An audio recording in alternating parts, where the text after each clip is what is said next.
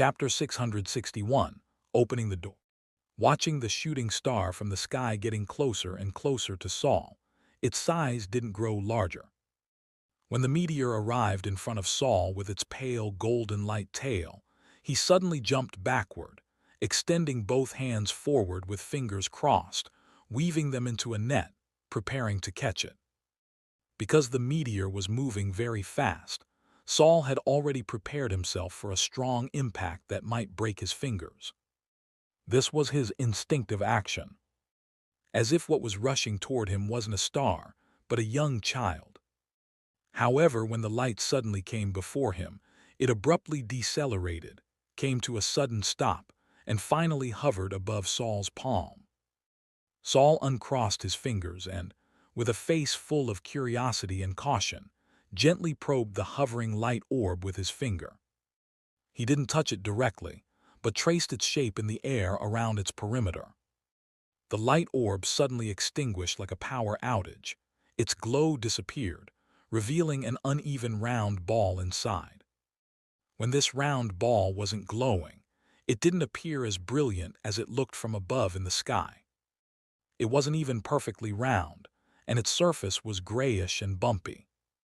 Although this matched Saul's understanding of meteors, it didn't quite align with his impression of stars that could produce eye pollution. Just as Saul was thinking this, the hovering star suddenly lost its floating ability and dropped directly into Saul's palm. Since the diary didn't provide any warning this time, Saul instinctively caught the star. After catching what looked like an ordinary stone of strange shape, he discovered this stone felt soft to the touch, with a certain elasticity. As soon as he gently squeezed it, the star in his palm suddenly flipped over. The bottom half of the stone revealed an eye. It had white sclera and a rainbow-like iridescent pupil. A star eye. But Saul clearly remembered that when this star had just lost its glow, its entire perimeter looked like stone, with no side having the appearance of an eye. Could it be that it changed after making contact with me? The side of the stone that flipped up was exactly the side that had just been in contact with Saul's palm. Saul's mental power swept over but found nothing on his palm, as if the star in his hand only existed in his vision. "Hello," he tried speaking. Since a star had actually come down, it should be able to understand his subsequent words. "Can we communicate like this?" The ball-like star rotated in Saul's hand, its pupil examining Saul. The alternating sensations of half-smooth and half-coarse textures continuously rubbed against his skin, making Saul feel his fingers becoming somewhat stiff. Saul didn't rush and patiently waited for the star to speak. However, he didn't receive any communication from the star. After examining Saul, it suddenly transformed into a puddle of liquid. Before Saul could react, his whole body absorbed the liquid completely in an instant, like a parched desert. Saul's heart trembled, and he instinctively wanted to remove this hand as well. But just as this thought arose, he suddenly saw an eye open in his palm, just like when he used the eye of banishment. Before he could clearly perceive this eye's effect on him, the skin around this eye suddenly opened wide, like a person opening their eyes, and another eye grew. Then, like bamboo shoots after rain, eyes with 7 colored pupils opened under every inch of skin on his palm. Saul's hand became impossible to look at directly. Even he himself began to feel sharp brain pain, as if someone was scratching his brain tissue with sharp fingernails. Saul's face contorted, his palm drooping as if his hand was supporting a house and couldn't be lifted at all. He wanted to look away, but his eyes were fixated on his arm covered with eyeballs. Most terrifyingly, those eyes weren't satisfied with just one arm. Like a drop of ink falling into clear water, Saul saw his arm also rapidly growing dense clusters of eyes. A single rainbow-colored eye might seem beautiful and dazzling, but when your arms, collar, and even face are covered with rainbow-colored eyes, Everything you see will only make you feel sick and nauseous. Bluffy. Saul was truly nauseated, because in his perception, the eyes were no longer satisfied with his surface skin. He seemed to feel eyes opening on his tongue, upper and lower jaw, and even in his throat. Boom! Saul fell heavily to the ground, but the compressed eyeballs were elastic, making him bounce lightly twice on the ground. Saul writhed in pain, momentarily unable to think. During his convulsions, he seemed to hear the sound of spheres colliding in his brain, and for an instant, half of Concha's face flashed before his eyes. But he was already too weak to think much, only able to keep his eyes wide open in this state that overturned his cognition. Although the diary gave no warning, Saul knew he was in extreme danger at this moment. If he let the eyes invade his body, if he let this change continue, he would become a slave to the eyes. But the eyes' invasion and infection of his body was too fast, so fast that Saul lost control of his body in an instant. Now he couldn't even mobilize his mental power. There must be another way. The sound in Saul's head was no longer spheres colliding, but had become a squeezing sound. Creak, creak. He struggled to widen his only two remaining eyes that belonged to him. His gray pupils could only see a void. But he tried hard to think of his original appearance. Outlining his appearance from head to toe, presenting that Saul who was only 17 but already a second-rank wizard, gradually developing the bearing of a strong person. This is me.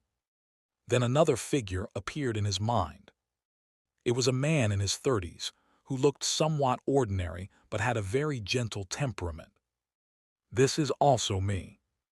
Saul blinked his eyelids. Although my appearance has changed, both are me, both are myself. Saul gradually calmed down. He no longer avoided his now unrecognizable body, but slowly crawled up from the ground, trying hard to ignore the strange sounds his body made when rubbing against the surface. He slowly stood up, somewhat unsteady but ultimately stood firm. Then, mustering great courage, he looked down at his body.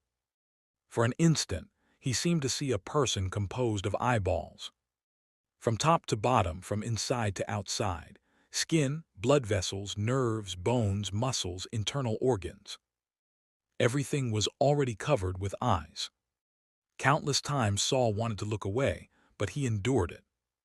What exactly happened after the star entered my palm? Is it pollution?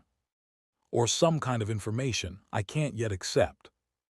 Saul began recalling his experiences, disguising as a healer during this time. Avoidance can't solve problems. I must figure out the root of my changes. The diary gave no death warning, which means I can handle this situation. The diary above his head still floated quietly, giving Saul tremendous confidence. He widened his gray eyes and stared at himself. Stared at his body. Or rather, his soul. Boom! Finally, when he no longer obsessed over the horrifying perception brought by the eyeballs covering his body, he finally saw those eyes clearly. Where were those eyes? They were clearly doors, opening from every cell in his body. I pushed open the doors. Chapter 662, Vortex. This star that had fallen from the sky and tortured Saul half to death had actually allowed Saul to see clearly where the doors within his body were located through those eerie eyeballs. At this moment, the terror of having eyeballs covering his entire body was suddenly replaced by this novel sensation. It was as if before he had been breathing through his mouth and nose, but from this moment on, he was breathing with every cell in his body. So the doors I was looking for are the connection channels between every cell in my body and the outside world. Saul stood naturally in his consciousness body, hands spread open, like standing on a grassland with arms outstretched to feel the sunlight, feeling the warmth of light penetrating every inch of his body's skin. No wonder they said back then that only apprentices who chose wizard body transformations suitable for themselves could go further on the wizard's path in the future.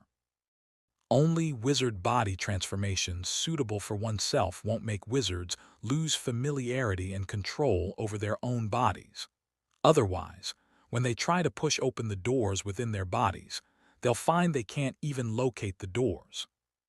Saul immediately decided that if Noah wanted to undergo wizard body transformation in the future, he must let him design the transformation plan himself. At most, Saul would help him evaluate the feasibility of the plan. However, Noah's situation is special.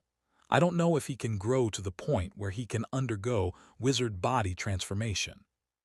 The sun-like warm feeling gradually intensified, making Saul almost forget he was in his consciousness space.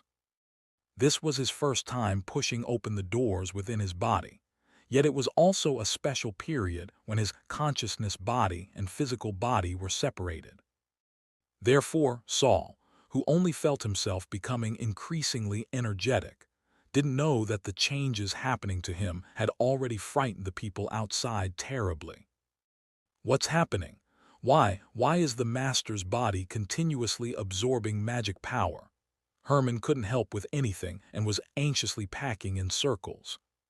His silver figure was already starting to leave afterimages. "Stop spinning, you're making me dizzy." Anne wished she could kick Herman out of the laboratory. She was rushing to prepare the formation materials Byron needed, but Herman beside her made her too anxious to stay calm. "Herman, go outside and guard the door. Tell them the master is conducting a very critical experiment and no one can come in. Also, don't let anyone enter Lake Island during this time." Agu was also busy, but he could still spare attention to give Herman orders. What about Steward Hope? Herman didn't know why he asked this question. Agu looked up slightly, his eyes firm as he looked at him. No one can come in during this time, including Steward Hope. Herman became even more uneasy. He knew Agu wasn't distrusting Hope, but for Master's safety, they could only take precautions. But it was precisely this precautionary attitude that made him even more anxious. However, Herman was someone who had seen the world. Although he appeared panicked in front of Anne and Agu when he pushed open the door and walked out of the laboratory, the panic on his face instantly became calm. He even deliberately showed a displeased expression, crossing his arms and standing on his tiptoes, as if he had been sent out to guard the door because he had made a mistake. Anne and Agu in the room also felt slightly relieved after Herman went out to guard the door, then lowered their heads to continue their tasks. Agu was arranging a ceiling formation at extreme speed. Anne had been assigned a pile of tasks by Byron, and was so busy she transformed multiple spider legs to use as hands. The reason they had panicked earlier and were now so anxious was entirely because of Saul.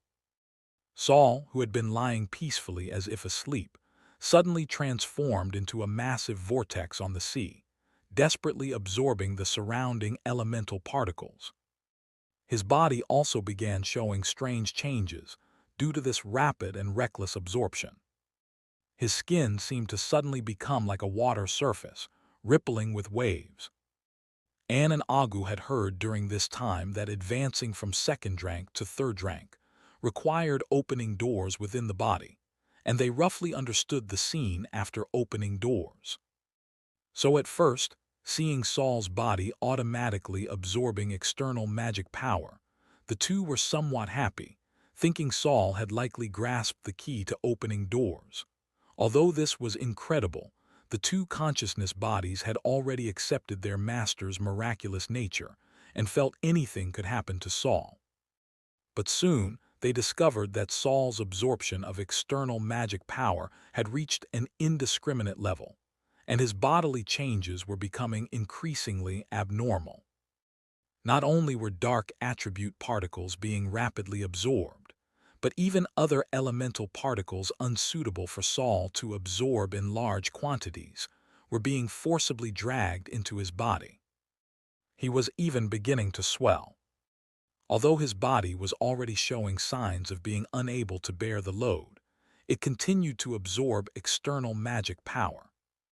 More terrifyingly, although the Purity Wizard Tower was located in the middle of Rhine Lake, there were still small amounts of impurities and pollution floating in the air.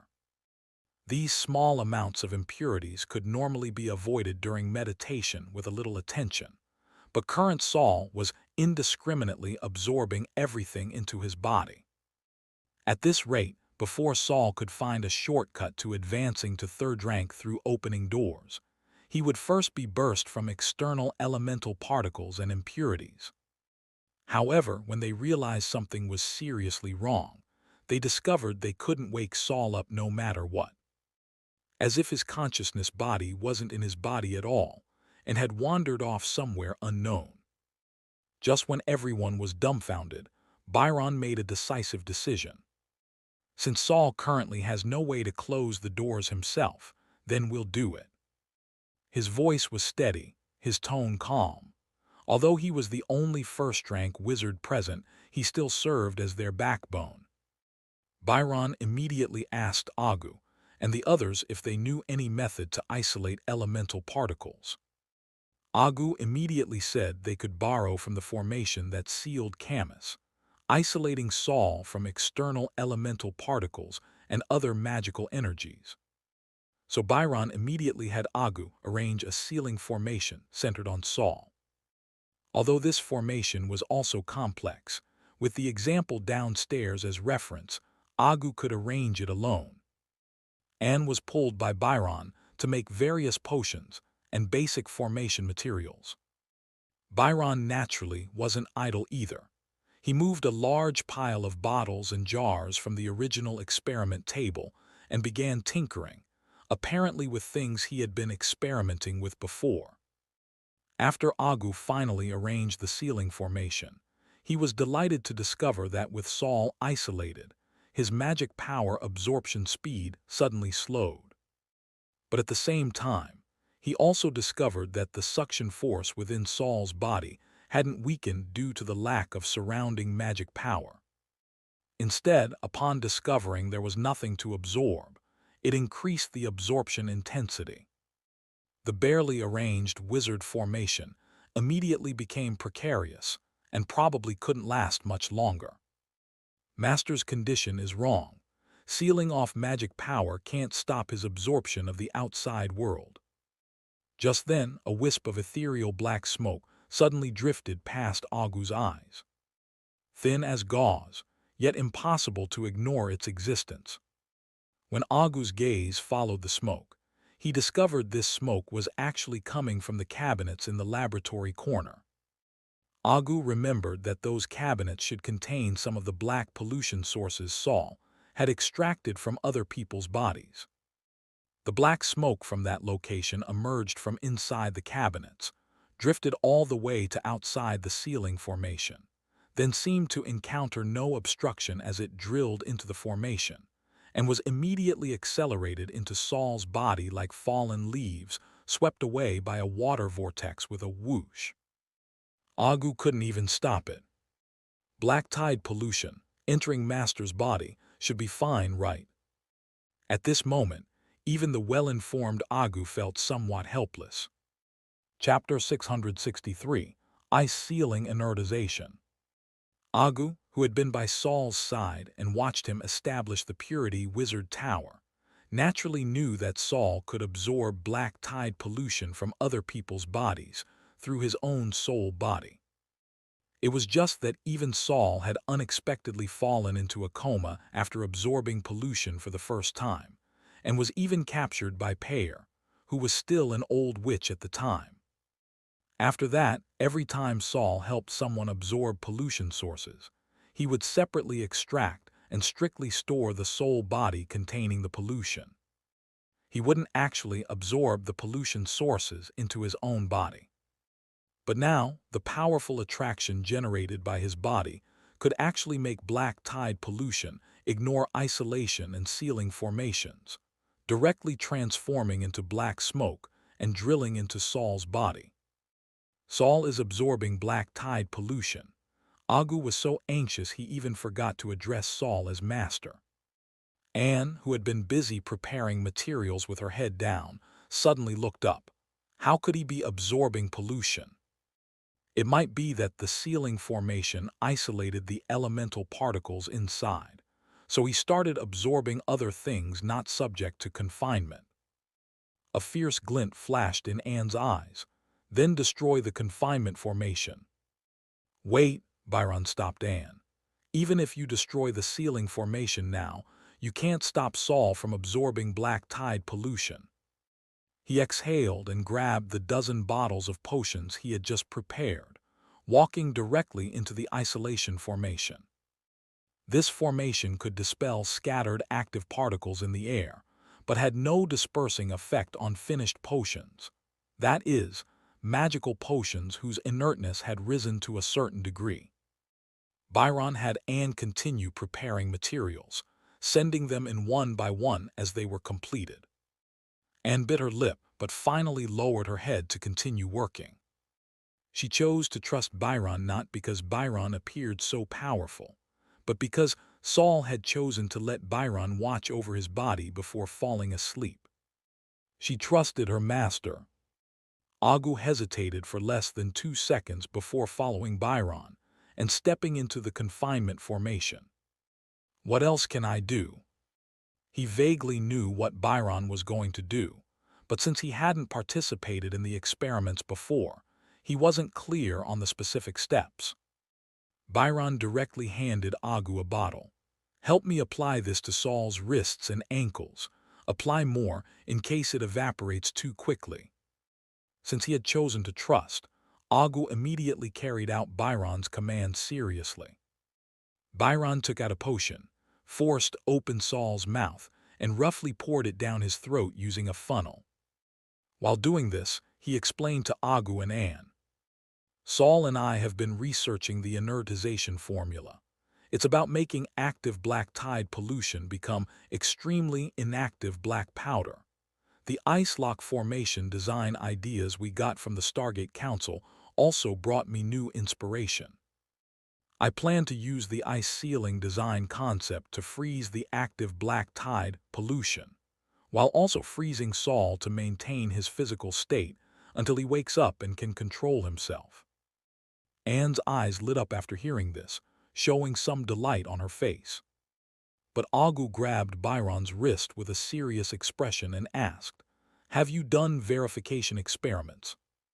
The distance between inspiration and practice could sometimes span an entire ocean. How could Agu feel at ease letting Byron apply an unverified experimental approach directly to Saul? Byron said steadily, Overall verification hasn't been conducted yet, but the key steps and logical relationships have been sorted out. Agu shook his head, Then I can't. I believe that even without our help, Saul could survive this accident. Byron suddenly raised his voice, interrupting Agu's words.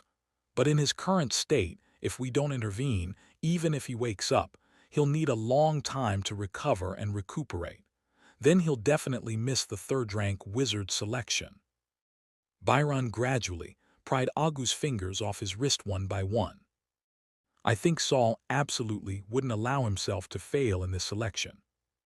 Rather than wait for unknown but non-fatal pollution to appear on him and hope its impact on him won't be too great, I'd rather hold the probability of success in my own hands. Anne's mouth gaped open. This Byron had been at the Wizard Tower for some time now. In Anne's impression, Byron was enthusiastic about research, had average abilities, and was usually a person of few words. But she hadn't expected him to be so eloquent. Agu frowned. If it were him, he wouldn't accept this kind of incomplete experiment. But thinking of Saul's personality, Agu also knew that if Saul were awake now, he would probably agree with Byron's approach. It was just that Agu couldn't completely convince himself yet. Byron ignored Agu. As long as he didn't interfere, he could stand there and agonize all he wanted. If Agu still tried to stop him later, Byron would have to use his trump card. After all, it was just a soul body that was barely second rank. Byron was confident he could control him and make him jump out the window himself.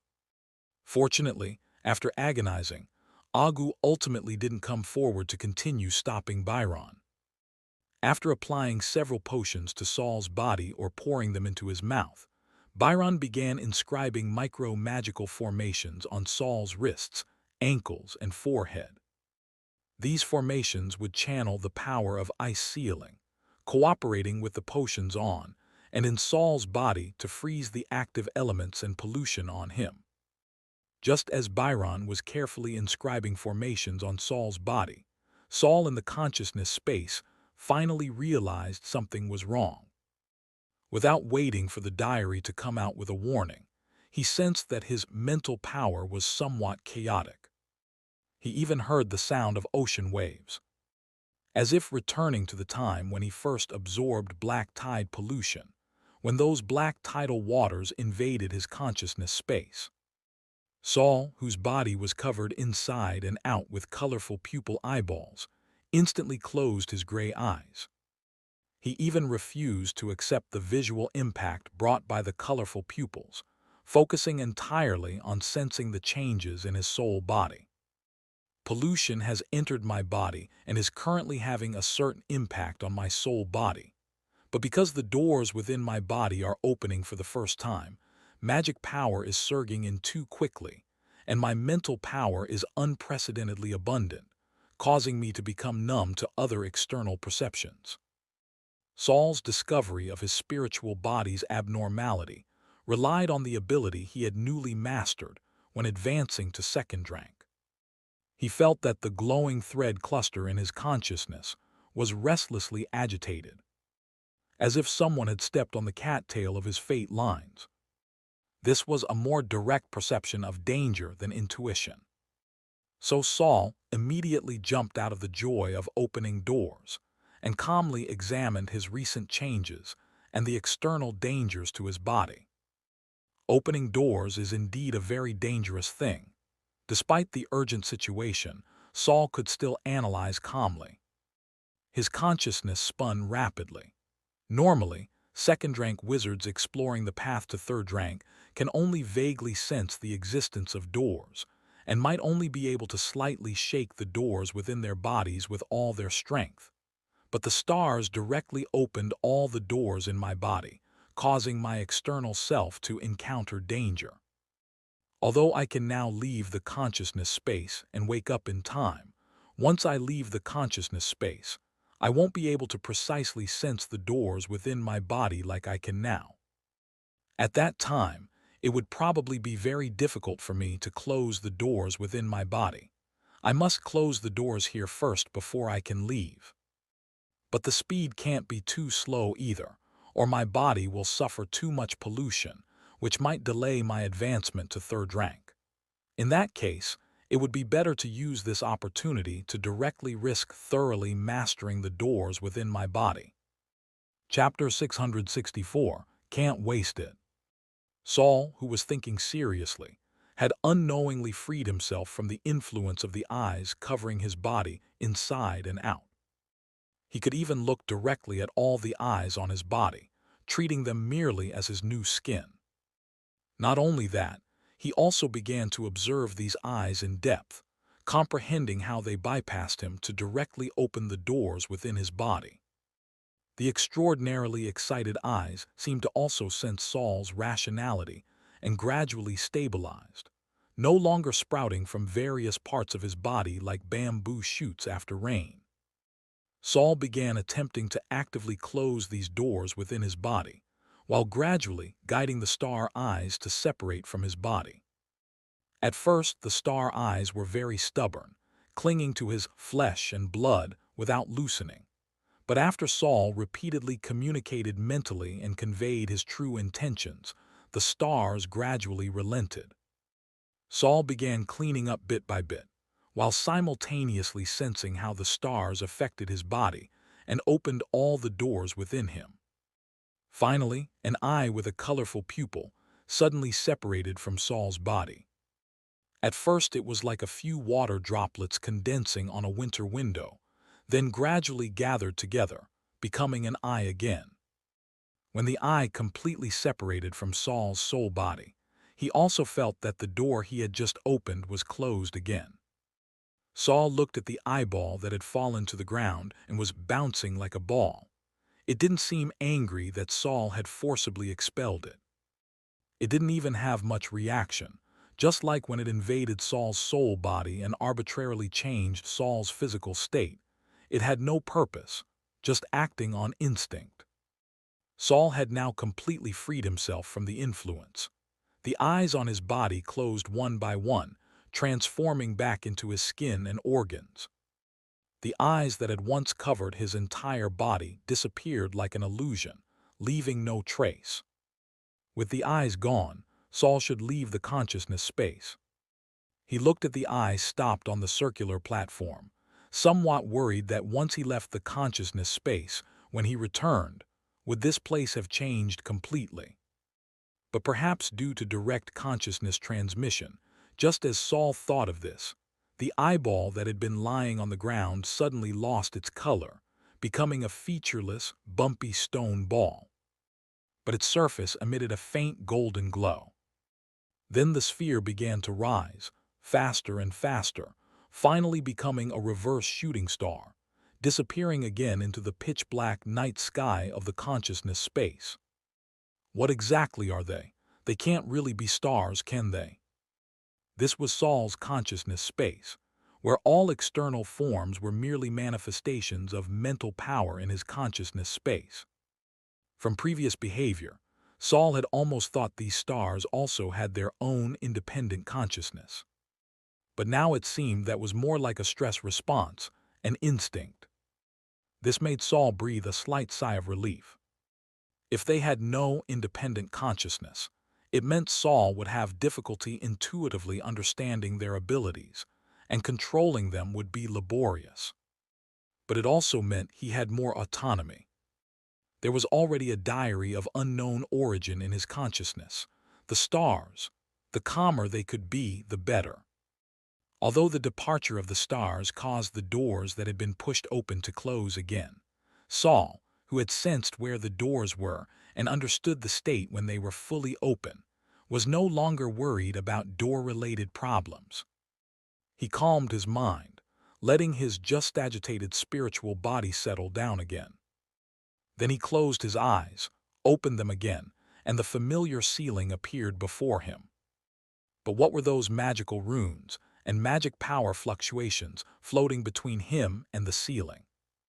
Saul wanted to turn his head, but discovered there was actually a row of small steel needles stuck in his face, each needle suspended with an ice crystal. He suddenly felt a chill, drilling into his organs through his bone gaps. The delayed sensation instantly made Saul's teeth start chattering. But he wasn't too worried, because when he moved his eyeballs, he had already seen Byron holding identical steel needles about to stick them in his face. Only seeing Saul open his eyes did he stop his actions. "What are you doing?" Saul opened his mouth, which was numb from cold. "Don't waste words first. You just absorbed a lot of pollution. See if you can deal with it first," Byron asked him back. Saul finally realized, "I just opened the doors in my body, then absorbed a lot of pollution. Where did the pollution come from?" Byron raised his hand and pointed with his thumb at the cabinets behind him. Saul immediately remembered that for convenience in conducting inertization experiments, he had stored some black tide pollution absorbed from patients there. So it was that kind of pollution that's easier to handle. Understanding the source of the pollution, Saul immediately closed his eyes and circulated his mental power again, gradually condensing the black tide pollution in his body to his fingertips. His mental power swept through, and Saul immediately discovered his body was actually covered with pollution, his skin even beginning to show mucification. This mucification change had just begun when it was frozen in its original state by extreme cold. Otherwise, when Saul woke up, his skin would probably have already dissolved, truly becoming the skeleton from nightmares. Now that Saul's consciousness had returned, the pollution in his body that had already been defeated by him once naturally posed no threat. He automatically severed a fingertip that had condensed all the pollution, while the prepared Agu skillfully caught it with a test tube and sealed it. "All right," Saul's teeth were still chattering lightly. "Can you let me go now?" Who would have thought Byron would raise his hand and stick the thin needle that hadn't been in Saul's face into his forehead? "Let you go? I think you should continue to calm down and observe your physical condition in case there are any hidden problems." After Byron finished speaking, he patted non-existent dust off his hands, got up and returned to his original experiment table, sat down and began recording something with a pen. "So?" Agu shook his head and smiled, actually ignoring Saul and turning to take the just-sealed pollution outside. Probably afraid of Saul performing another remote pollution absorption. Anne didn't leave, though. She half knelt on the ground, arms crossed on the experiment table, chin resting on her arms, aligning her line of sight with Saul's. "Master, are you about to advance to third rank?" Seeing that Anne also had no intention of removing the steel needles covering his head, Saul could only say helplessly, "No, I just accidentally opened the doors once. To formally advance, I still need to saturate the magic power in my body before I can stably control the doors." "I see." Anne wasn't without envy, but she was already dead and had no other methods to become stronger besides relying on the diary and Saul. "But Master, you've already solved the most difficult step in advancing to third rank. From now on, you just need to systematically improve your magic power." Anne could become stronger by devouring other soul bodies, but if she devoured a few more, she would probably change from a stable consciousness body back into a chaotic composite. Strong but without self. Improving magic power isn't that simple either. Look at Brando. He's been stuck for a long time. His magic power is like frozen, not moving at all. Saul suddenly lifted his eyelids to glance at the steel needles above his head and the ice crystals on them, his voice carrying excitement. "Senior." Byron didn't respond, but he stopped writing and looked toward Saul. "Senior, your inertization experiment succeeded." Byron said calmly, "Just achieved preliminary results, still needs continued improvement." He turned his head back, muttering, "Sure enough, the rarer the experimental materials, the easier it is to succeed. Such expensive stuff, I can't bear to waste it." Saul's eyes immediately widened. Chapter 665, Voice from the Sky.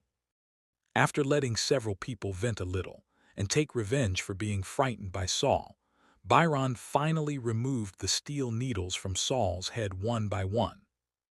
However, Saul, who sat up from the experiment table, didn't reminisce about the feeling of opening all the doors in his body just now, but instead turned the steel needle Byron had just pulled from his head, observing the ice crystals on it. After Saul's mental power repeatedly scanned, he confirmed that this ice crystal wasn't a crystal formed by water vapor condensing due to temperature drop, but rather a very pure energy aggregate. Very much like a magic crystal, and a high-purity magic crystal at that.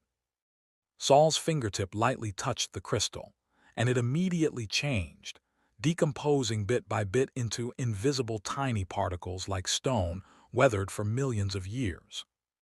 At the same time, Saul felt the elemental particles in the air become somewhat more active. So this is the true application method of the inertization formula. Byron wasn't angry that the crystal was destroyed. Instead, he imitated Saul's action, lightly touching the ice crystal suspended on another steel needle and watching it gradually disperse.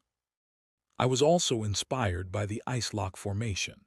The design concept of ice lock is to suppress elemental particles around the storm eye, artificially creating a kind of magic power vacuum state. This is different from our previous methods of expelling elemental particles. It doesn't try to drain the particles from the air, but reduces particle activity through cooling. So I also thought that my inertization formula doesn't necessarily have to suppress pollution activity through force. It can also achieve inertization by reducing energy in the pollution through cooling, like ice lock. Saul picked up another steel needle. Yes, if reducing particle activity through pressure is difficult, we can also achieve our goal through cooling. Like being ignited by a spark of inspiration, Saul blurted out new methods. Besides pressure and temperature, there's actually concentration, radiation, acidity. Seems like there's something else, can't remember. But our methods are actually diverse. It's just not easy to reach a degree sufficient to inertize pollution. But thinking this way, our perspectives broaden considerably. Even if the temperature method reaches a certain point and can't continue, we have other ways to try. After Saul finished speaking, he looked up at Byron, only to find the latter staring at him in a daze. What's wrong? How did you suddenly think of so many directions? Can all of these really achieve inertization? Theoretically, yes.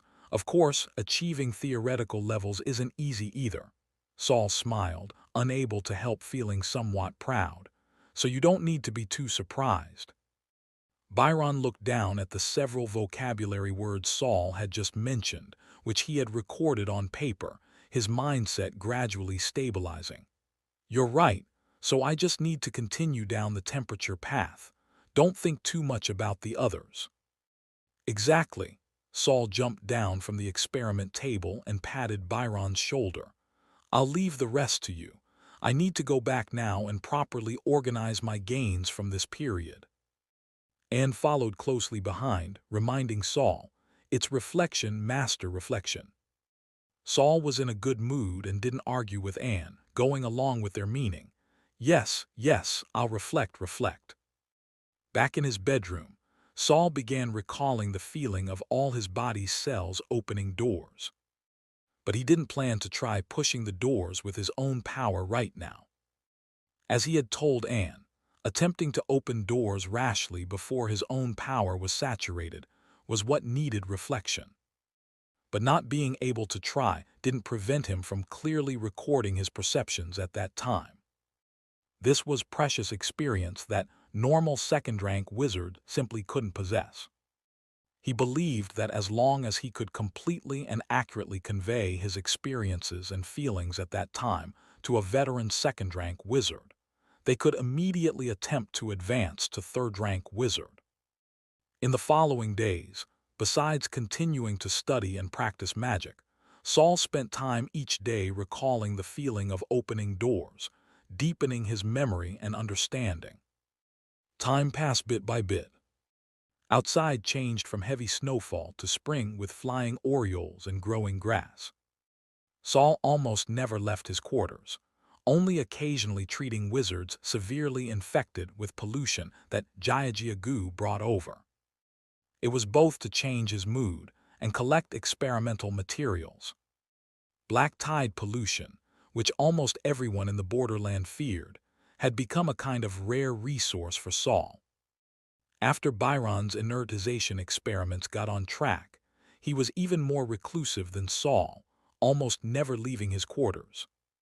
Patients treated by Saul, if they were genuinely grateful to him, would likely grow the same style star eyes as those on Jiajiagu's body.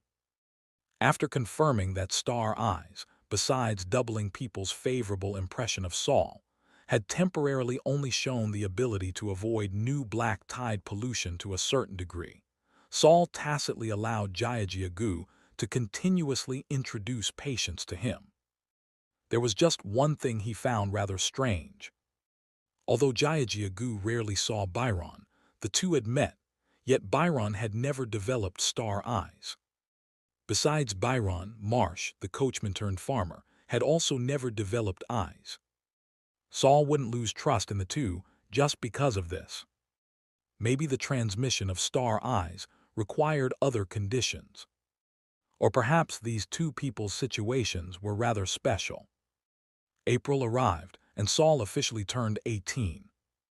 In his previous life, this would be just reaching adulthood, but in this world many 11 or 12-year-old children were already considered adults. At least they could decide for themselves whether to sell themselves to wizard towers. At the end of April, Peyer, who hadn't appeared for a long time, finally visited the wizard tower again. Since their last parting, the two hadn't seen each other for half a year. However, both Saul and Peyer had their own affairs to handle and wouldn't cling together like ordinary couples. Still, after not seeing each other for half a year, Saul was quite happy to see Peyer again.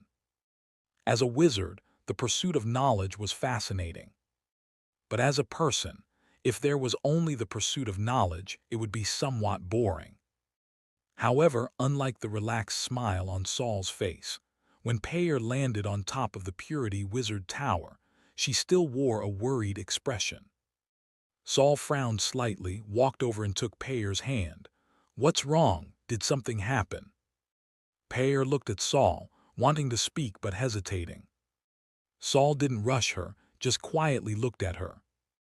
This calm gaze seemed to give Peyer strength. After hesitating for a moment, she finally spoke. But what she said left Saul somewhat puzzled. "Saul, have you heard voices from the sky?" "The sky?" Saul looked up. The sunlight was just right at this moment, warm and comfortable on people's faces. But Saul thought of the scene he had seen in his dream. He saw a giant bird falling toward the sky, as if gravity had become repulsion. Saul came back to his senses and looked at Peyer again, his expression becoming serious. "When did you start hearing voices from the sky? Are there always voices?" Peyer knew that Saul had also thought of that prophetic dream. In the prophetic dream, Clark went blind. She or the fake wind sprite fell toward deep space, and Herbert transformed into a sea of fire. In short, none of the three had good endings. Now, Clark's blindness had been fulfilled. Peyer didn't know whether the large bird falling toward deep space in the dream meant herself. But just as Peyer was about to answer Saul's question, her expression suddenly changed, and despite opening her mouth for a long time, she couldn't utter a single word. Because she had just heard that familiar and terrifying voice again. And this time the voice came from Saul. Chapter 666, Demanding Answers. Saul only felt that as soon as he finished asking his question, Peyer's expression suddenly changed. It became pale, became terrified, and when Saul wanted to step forward to comfort her, she staggered back 2 steps. Her lips kept trembling. The gentle breeze became like knives, leaving cuts on Saul's cheeks and arms. This wasn't Peyer attacking Saul. This was her magic power going out of control due to fear. A layer of magic armor immediately appeared on Saul's body surface. Then, instead of retreating, he continued forward, braving the blade-like wind around Peyer, slowly trying to grasp her arm. Although he didn't know why Peyer was suddenly showing such fear. But he knew this was absolutely not the time to worry about such things. Peyer's magic power suddenly going out of control was a precursor to being polluted. However, just as Saul's hand was about to grab Peyer's arm, a thunderous roar suddenly came from the distance, reaching through heaven and earth, as if the world itself was being twisted by it. A visible shock wave caused the entire Lake Island to begin trembling. Although Saul wouldn't lose his footing from such a small amplitude of tremor, he was still briefly distracted by that enormous sound and momentum. "What is that?" Saul turned back, wanting to comfort Peyer first before going to investigate, but discovered that Peyer had completely ignored the distant commotion. Taking advantage of Saul's distraction, she flew directly away from Rhine Lake toward the cliff direction, escaping. "She's afraid of me." If Saul still didn't understand what Peyer was fearing now, he would have been a wizard for nothing all these years. But he still had some doubts. Why did Peyer become afraid of him after mentioning voices from the sky? The ice layer of Rhine Lake made cracking sounds, and mushroom trees burst with clusters of snow-white spores. The turquoise sky darkened in a short time. The humid atmosphere of an approaching storm made even breathing feel stagnant. In such a moment of upheaval, Saul still looked up, staring fixedly at the sky. Voices from the sky. What's in the sky? Stars. The next second, Saul suddenly lowered his head, turned toward where the shock came from, his gaze sharp. Again, Old Days Manor. Half an hour before the shock occurred, Luke slowly walked to the front gate of Old Days Manor. A first-rank wizard followed behind him. But it was no longer the same one Saul had seen half a year ago. The original one had already rotted away. Although the resurrection magic that had once allowed him to show off in front of everyone hadn't lasted very long, it had already made him feel he wasn't much inferior to Gorsa during his second-rank period. Now he just lacked an opportunity to advance to third rank. As long as he could advance to third rank, he would have a chance to completely catch up with Gorsa in the future. Today he didn't ride a flying shuttle, but came to Old Days Manor in a more concealed manner, precisely to seize that opportunity to advance to third rank. Luke paced to the manor's front gate, raised his hand and waved. A black, rotting arm emerged from underground, mimicking Luke's gesture and lightly knocking twice on the gate. The once dangerous Old Days Manor showed no abnormalities. Seems like all the potential here has been exhausted. Really don't understand what Miss Lucy keeps living in this place for. If not for advancement needs, Luke would prefer staying at the Stargate Council. The knowledge reserves and magical resources there were more abundant. Of course, the competition was also more intense. Before long, Luke heard footsteps. He raised his hand, gesturing for the first-rank wizard behind him to come over. This first-rank wizard hadn't been following Luke for long and still trembled nervously when approaching him. Luke wiped his hand across the follower's face, and the other's mouth disappeared. Luke then rubbed his hand over the lower half of his own face, and the follower's mouth appeared on Luke's face. Only the originally downturned corners of the mouth were now turned up high, as if he had encountered something particularly worth celebrating. He had just finished installing the stolen mouth when the gate of Old Days Manor opened. Lucy appeared at the door, expressionless but unusually wearing a dark blue wizard robe. "Good afternoon, Miss Lucy." Luke performed a simple bow, smiling as he greeted Lucy. "Have you completed the ice ceiling formation?" Seeing it was Luke, surprise flashed in Lucy's eyes, but she quickly suppressed her emotions. Luke said frankly, "Of course not. That's a formation personally designed by a fourth-rank wizard. I'm not that conceited." "Then what are you here for?" "Naturally to ask Miss Lucy to tell me how this ice lock formation should be done. As the child of the person who posed the question, you should know what the correct answer is, right?" Lucy gasped. Even if Luke had told her he had already completed the formation design, she wouldn't be as surprised as she was now. However, she still maintained the elegant persona of the Stargate young lady. "I don't have the answer here. I also hope you won't try to get answers from me. Great-grandfather posed this question. Perhaps there's an answer, perhaps not. But his original purpose was to hope he could obtain better solutions from your batch of excellent second-rank wizards." Luke shamelessly spread his hands.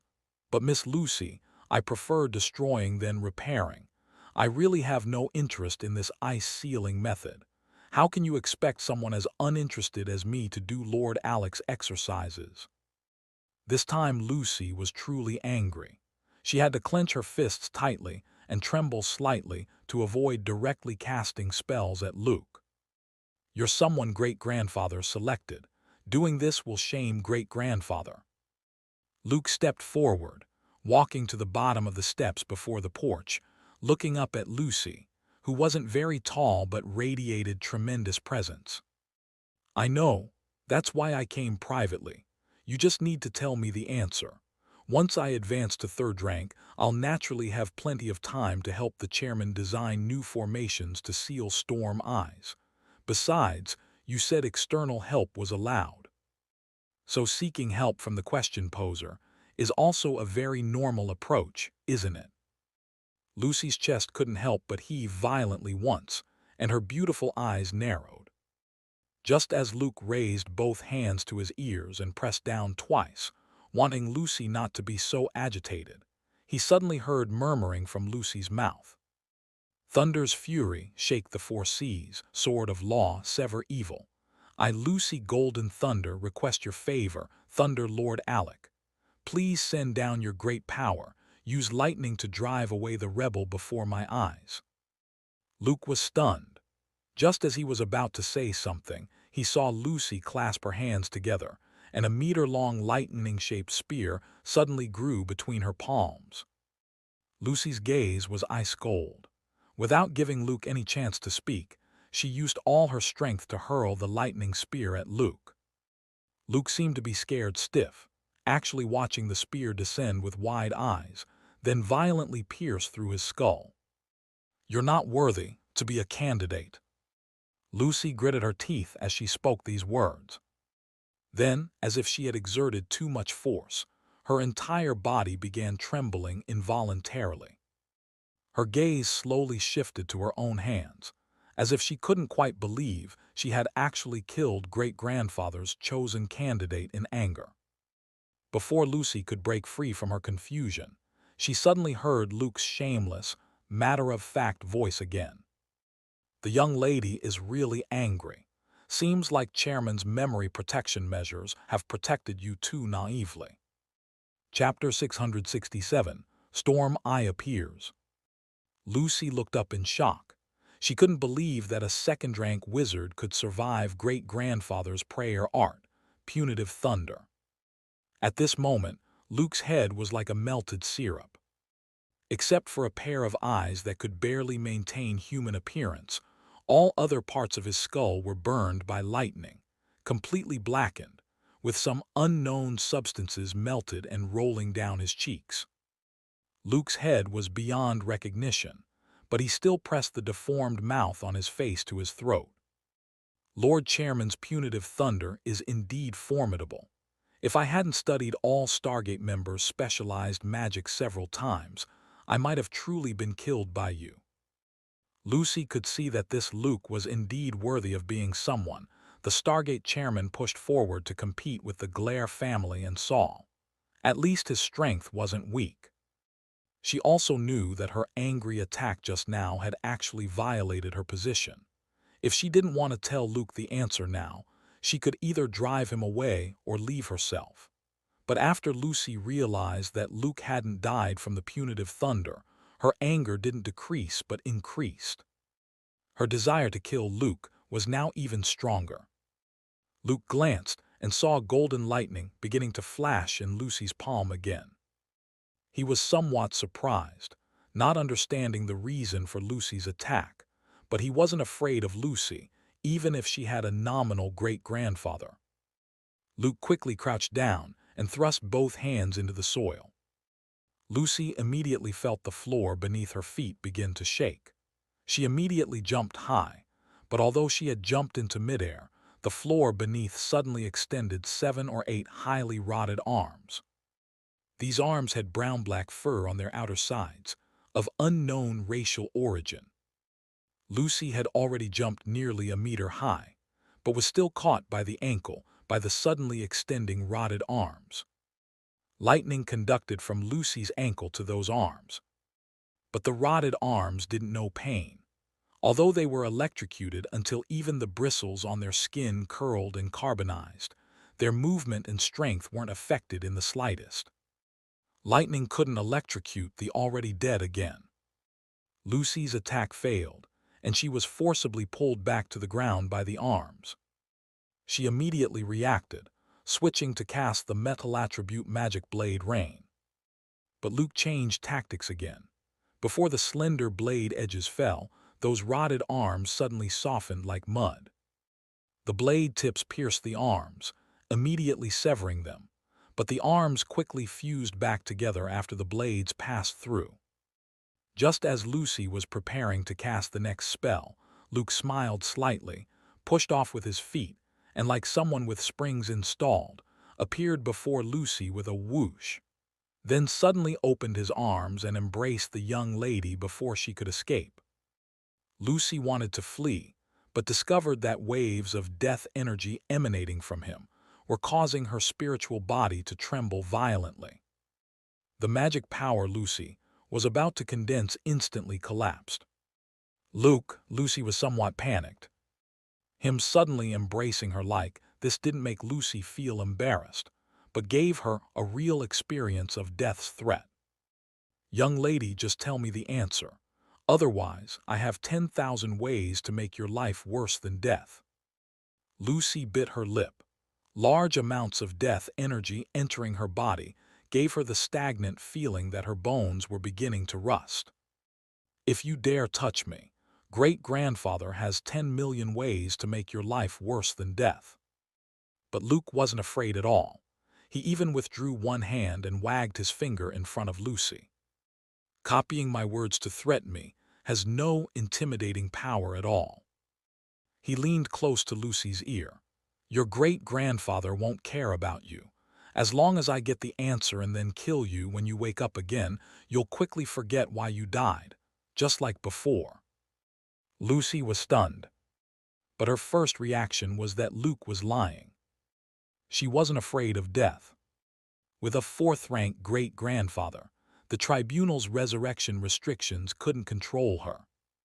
But why would Luke say she would forget the cause of her death? Large amounts of death energy surging in left Lucy no time to think. She knew that if this continued, even if she could escape, she would have to expend great effort to expel the death energy from her body. Lucy suddenly raised her hand, revealing her pale, slender, seemingly fragile neck. Kismet, help me kill him. Now it was Luke's turn to be surprised. Although he was surprised, he didn't lose his guard because of it. Instead of retreating, he advanced, carrying Lucy and crashing directly into Old Days Manor. Then, laughter wrapped in harp music sounded behind Luke. Luke's magic power flowed, and several more rotted arms with brown-black body hair grew from the floor behind him.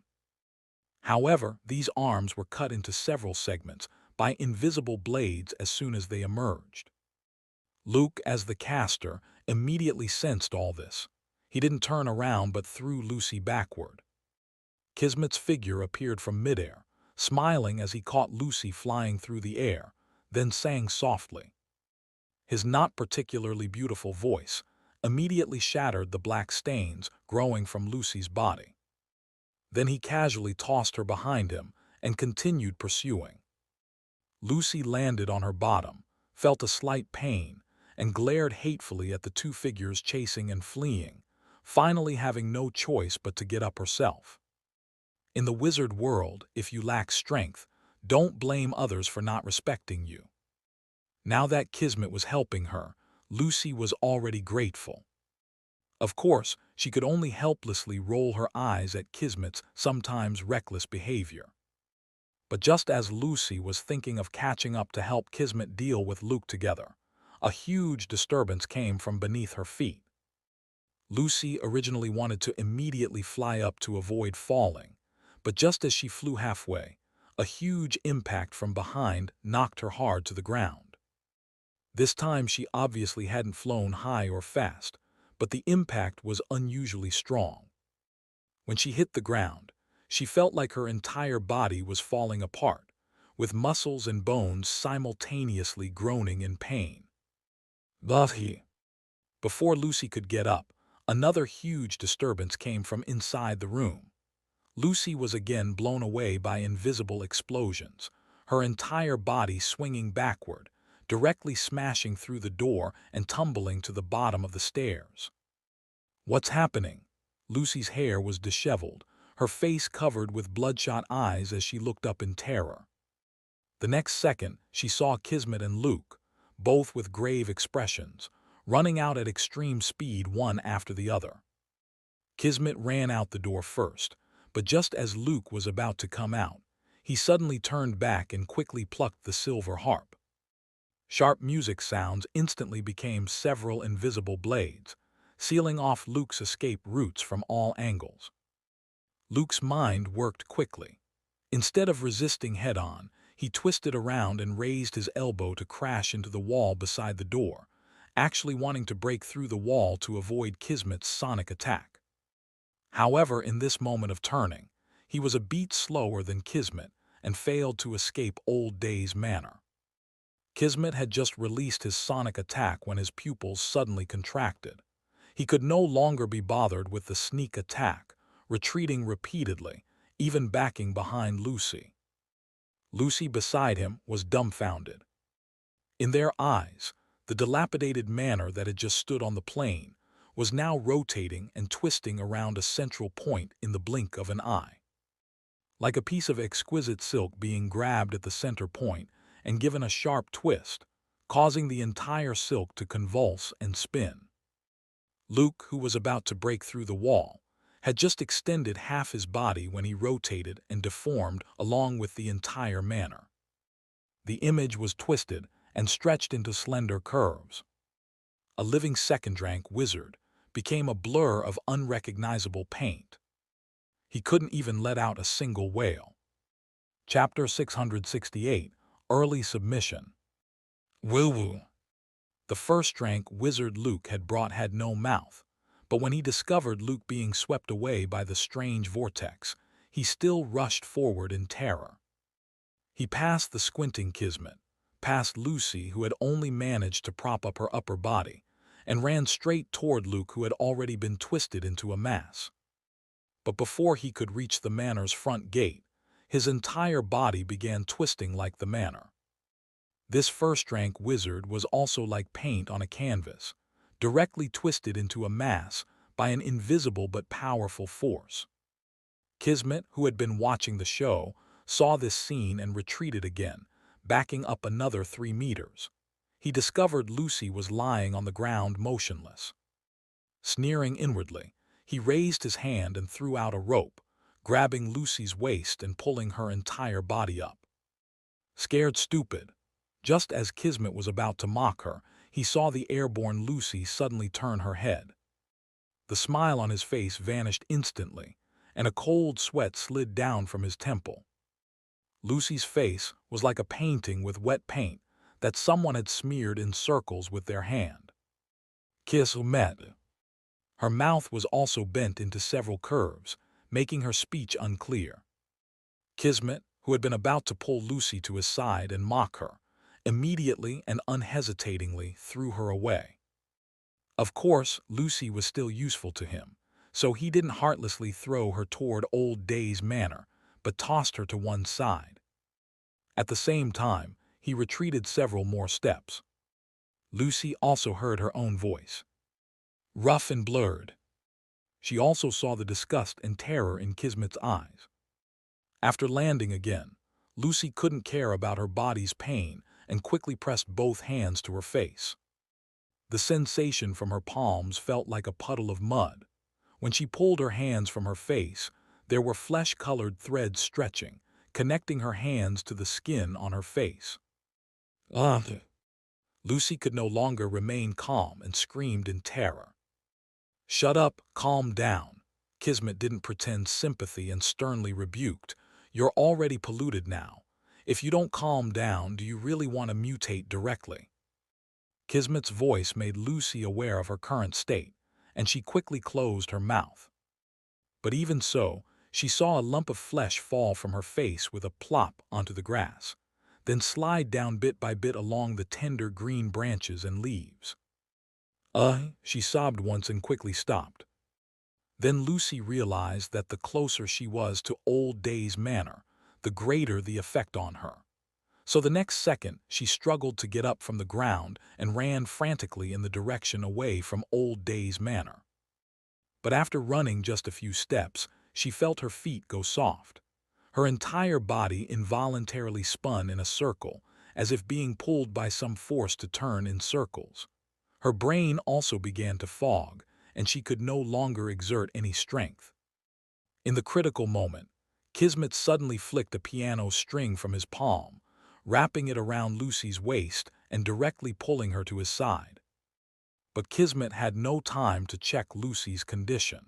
He still stared intently at the development of Old Days Manor. The twisting effects caused by the recent tremors had spread from inside the manor to a 100-meter range outside. At the very center of the twisting was a black void where nothing inside could be seen. Fortunately, the expansion of the twisting temporarily stopped. Kismet stood at the edge of the twisting, looking at what had become unrecognizable, turned into mixed paint. Storm Eye. Kismet looked at the black hole at the very center. He was like standing at the very edge of a 10,000-foot abyss, murmuring, "Has appeared." An hour later, Saul descended on Old Days Manor, riding the giant bird Dew. When he saw the current scene of Old Days Manor, he was truly shocked. The huge and dilapidated manor had completely disappeared from this world, leaving only a whirlwind-like pattern on the ground. By now there were scattered people standing far away in the small woods near the manor, watching. At the edge of the twisted earth, two people were standing there recklessly. Looking down, weren't those two reckless people Kismet and Lucy? Saul patted Dew's head, having it land near Kismet, then jumped directly down from the bird's back. As soon as he landed, Saul felt an extremely rich pollution aura.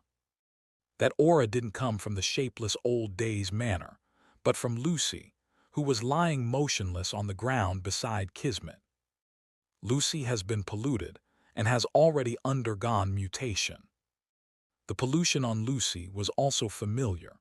It was the terrible aura that every patient severely polluted by black tide that Saul had encountered over the past half-year would have. What happened? Saul walked to Lucy's side, reaching out to help her while asking Kismet standing nearby. A Storm Eye appeared. Kismet turned his head, showing a strange smile, as if he was standing at the edge of a cliff to watch a good show. Storm Eye. Hearing Kismet's words, Saul's fingers tightened. He thought of Payer's terrified escape just now. Was that also related to the Storm Eye? But Payer was more afraid because of him. Could there be some connection between the Storm Eye and the stars? Unable to figure out why, Saul exhaled and lowered his head to check Lucy's condition. When he saw Lucy's face, he couldn't help but gasp. Lucy's features were still there, but they had obviously been stirred clockwise several times. Whether in shape or position, they were quite different from before. Lucy's eyes were tightly closed at the moment, and her consciousness didn't seem very clear either. Saul knew she was currently on the edge of crisis and could enter a state of mutational collapse at any moment if not careful. Saul's 10 fingers immediately transformed into soft tentacles, drilling in from Lucy's forehead and temples. As time passed, small amounts of black substances were absorbed from Lucy's skull to Saul's fingertips. When each of Saul's fingertips had absorbed a layer of black mist, Lucy finally opened her eyes. Her gaze was confused for a moment, slowly recognizing Saul. "It's you. What are you doing here?" Saul supported Lucy, helping her sit up. "I was originally at the Wizard Tower but was drawn here by the tremors. As soon as I arrived, I saw you lying on the ground with Kismet beside you." He said. A Storm Eye appeared. Hearing Kismet's name, Lucy's pupils contracted for an instant, then returned to normal the next instant. When she heard about the Storm Eye appearing, she didn't have such a big reaction. Saul noticed Lucy's change but said nothing, pretending he hadn't seen it. Kismet saw that Lucy's face hadn't returned to normal and said somewhat regretfully, "Seems like some pollution is beyond even your capabilities." Lucy froze, raising her hand to press on her face. But contrary to Saul and Kismet's expectations, this time she actually didn't scream or sob, but very calmly accepted the change in her appearance. For a moment, Saul wondered if Lucy's mind had been affected by the pollution, but when his mental power probed into Lucy's body, her feedback showed no abnormalities. Her spiritual body hadn't collapsed. She was like a child who had grown into an adult overnight, becoming composed and calm. Before long, a pumpkin carriage gradually transformed from transparent to solid, appearing before everyone. Dense swarms of fireflies flew from the sky. Firefly Lord Herbert also appeared. Only the wind sprite never made an entrance. As the strongest wizard present, Herbert only glanced at Lucy sideways before speaking. "A storm eye has appeared and needs immediate sealing. It seems your candidate's task needs to change. There's no time to wait for you to research formations anymore. Then, let's use the formation I designed for direct sealing." Corey's emotionless voice rang out from the pumpkin carriage. The carriage door opened, and a girl in a doll lace dress floated out. "Although I only have 50% confidence, since the exam has started early, I can only submit my paper early too." Chapter 669, Corey's Ability. "You've already completed the ice sealing formation." Herbert was slightly surprised, though the depth in his eyes made it impossible to tell how genuine that surprise was. "Yes." Corey nodded almost imperceptibly, then stood beside Saul, glancing at him sideways. "If my plan is feasible and you and Luke can't submit your answers within a day, then I win this competition." Saul raised his eyebrows, but before he could say anything, he heard Kismet's amused voice from nearby. "Oh, then Wizard Corey can put half your mind at ease, because Wizard Luke has already died in the distortion when the storm eye appeared. He can't possibly come out to submit his paper anymore." Herbert frowned. "Luke is dead, you saw it with your own eyes." "Yes." This time it was Lucy who answered. She had finally stood up again, but her face was covered with a layer of white mist from magic, making it impossible to see her features. "The manor suddenly experienced distortion inside, and we were all running out. Luke was just a bit slower." Hearing Lucy's explanation, Saul remained outwardly calm but thought there was definitely more to it. Luke's strength might not match Kismet's, but it wasn't inferior to Lucy's. If Lucy could escape but Luke died inside, that was somewhat unreasonable. However, Saul still didn't say much. He just secretly glanced at Kismet, seeing that the other showed no worry whatsoever, maintaining a relaxed smile. But Corey seemed to have a straightforward personality. She noticed the anomaly and directly asked about it. "Why was Luke here? Did he come to you to submit his paper?" "No." Lucy's voice had recovered somewhat but was still harsh and unpleasant. "He came to demand the answer from me, but I don't have the answer, and even if I did, I wouldn't give it to him." Lucy's equal frankness left everyone looking at each other. If that was the case, then no one here would feel sorry for Luke's death. Though no one would have anyway. But this way, Luke was truly eliminated. Unless he could be resurrected within a year. Having gotten her answer from Lucy, Corey stopped dwelling on it and said to Lucy, "Then I'll start now." Using the ice lock formation to seal the storm eye was their examination question to begin with. It had just changed from a theoretical exam to a practical one. Herbert agreed, but at the same time, he would use his own methods to prepare for sealing the storm eye. If Corey failed and Saul also couldn't submit a paper, then it would be time for him to step in for damage control. But if even he couldn't seal the storm eye, after all, the wind sprite still hadn't appeared and Clark had died unexpectedly. Then if this sealing failed, it would be another catastrophe for the borderland. If the storm eye's eruption couldn't be avoided, Herbert had to quickly seize the anchor point.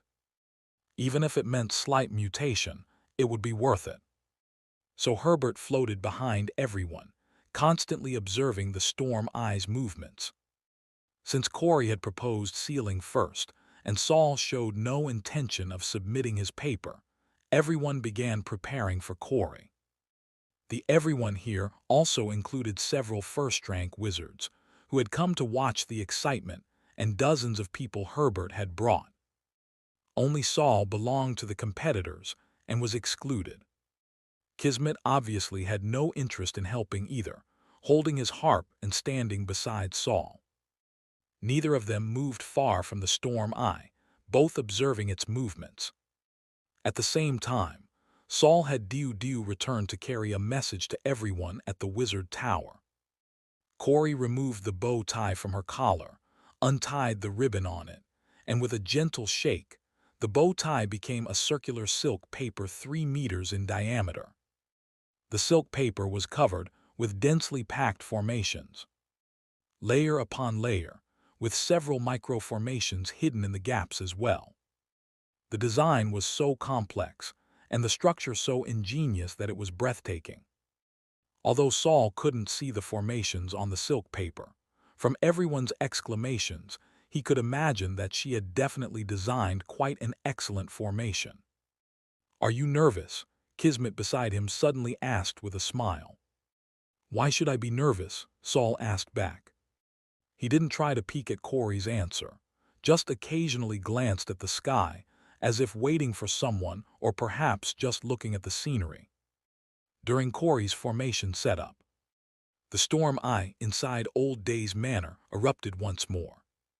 But this time, the affected range wasn't as wide as before. It merely caused the black hole at the manor's center to grow slightly larger. However, even this small change made the preparing Corey speed up. None of the first and second rank wizards present had experienced a storm eye eruption, but those terrible experiences passed down countless times still made them feel fear from the bottom of their hearts. A wizard assisting Corey began trembling uncontrollably. If the storm eye fully erupted, those staying here would definitely be the first to be mutated, the first batch to die.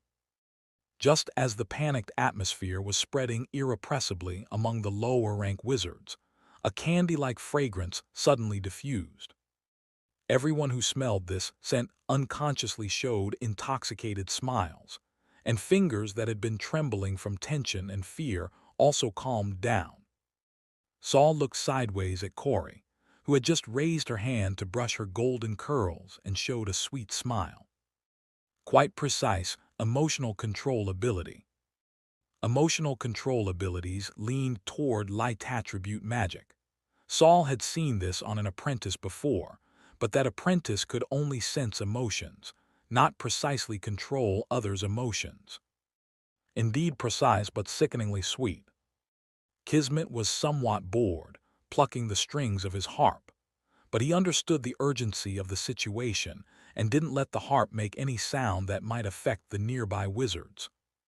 Just as Corey and the others were tensely preparing, another third-rank wizard from the borderland arrived. Payer wore a high-collared black cloak that covered the lower half of her face. Her entire figure was like a giant black bat descending from the sky. An air wave spread outward with her as the center, but just as it was about to approach Corey and the others, it suddenly disappeared, as if it had been absorbed by something. Looking again, Payer's cloak, which had been lifted by her landing, had somehow already fallen down, tightly wrapping her body and concealing the slender, graceful figure beneath. Payer didn't speak, just quietly stood behind everyone. Her earlier panic was completely gone, as if she had fully calmed her fearful emotions. Saul had been staring at Payer since she appeared. Earlier she had left behind a string of inexplicable words and suddenly run away. Saul was still very worried about her mental state. Not far from Payer stood Lucy, who was also concealing her face. Saul looked down at his fingertips. The pollution source he had just extracted from Lucy was still sealed at his fingertips, not yet severed. Both Payer and Lucy had been treated by Saul, but neither had developed star eyes. For star eyes to be transmitted to a person, besides having favorable feelings toward Saul, there needed to be someone who already had star eyes as a pollution source. The favorable feelings here had nothing to do with romantic love. It was just the degree of intimacy and friendliness between people. If someone who already had star eyes appeared here and now, would Payer and Lucy develop the same star eyes? Lucy might not, because when she woke up and looked at Saul, there was no trace of gratitude in her eyes. Instead, she became extremely alert immediately after hearing Kismet's name. At this moment, Corey, who had been setting up the ice lock formation, finally stood up. She first glanced at Saul standing far aside, then her gaze fell on Herbert and the later arriving Payer. "Ready, we can begin." Herbert stepped forward, standing not far behind everyone, and said seriously, "I look forward to you sealing the Storm Eye.